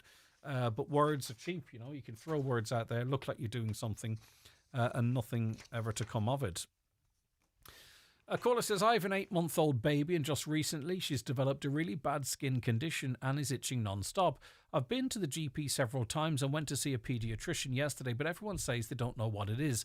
I need to see a dermatologist, but the earliest I can get an appointment is January. There's no way the child can cry in pain till then. Does anyone know of a dermatologist that can see us before that? We've no issue paying privately. So you can imagine they're just very interested in relieving that child's discomfort. I can only imagine what it's like to have an 8-month-old baby who's got uncomfortable skin and is crying and itching, and you're there and you feel helpless. So, listen, they don't mind going private. What can they do? They've been to the GP. They do have an appointment for January. But, I mean, the baby, what they're enduring, but also to everyone else in the house, it's very, very distressing. Nothing more distressing than a child crying and you can't help it. So does anyone have any advice? Does anyone have details of a dermatologist, even one that might see them privately? They don't mind. They just want their child to feel better. A lot of sympathy for you, and I hope you get sorted, and please let us know if you do. Okay, that's where we leave it on the 9 till noon show for today. Donald's in with you tomorrow.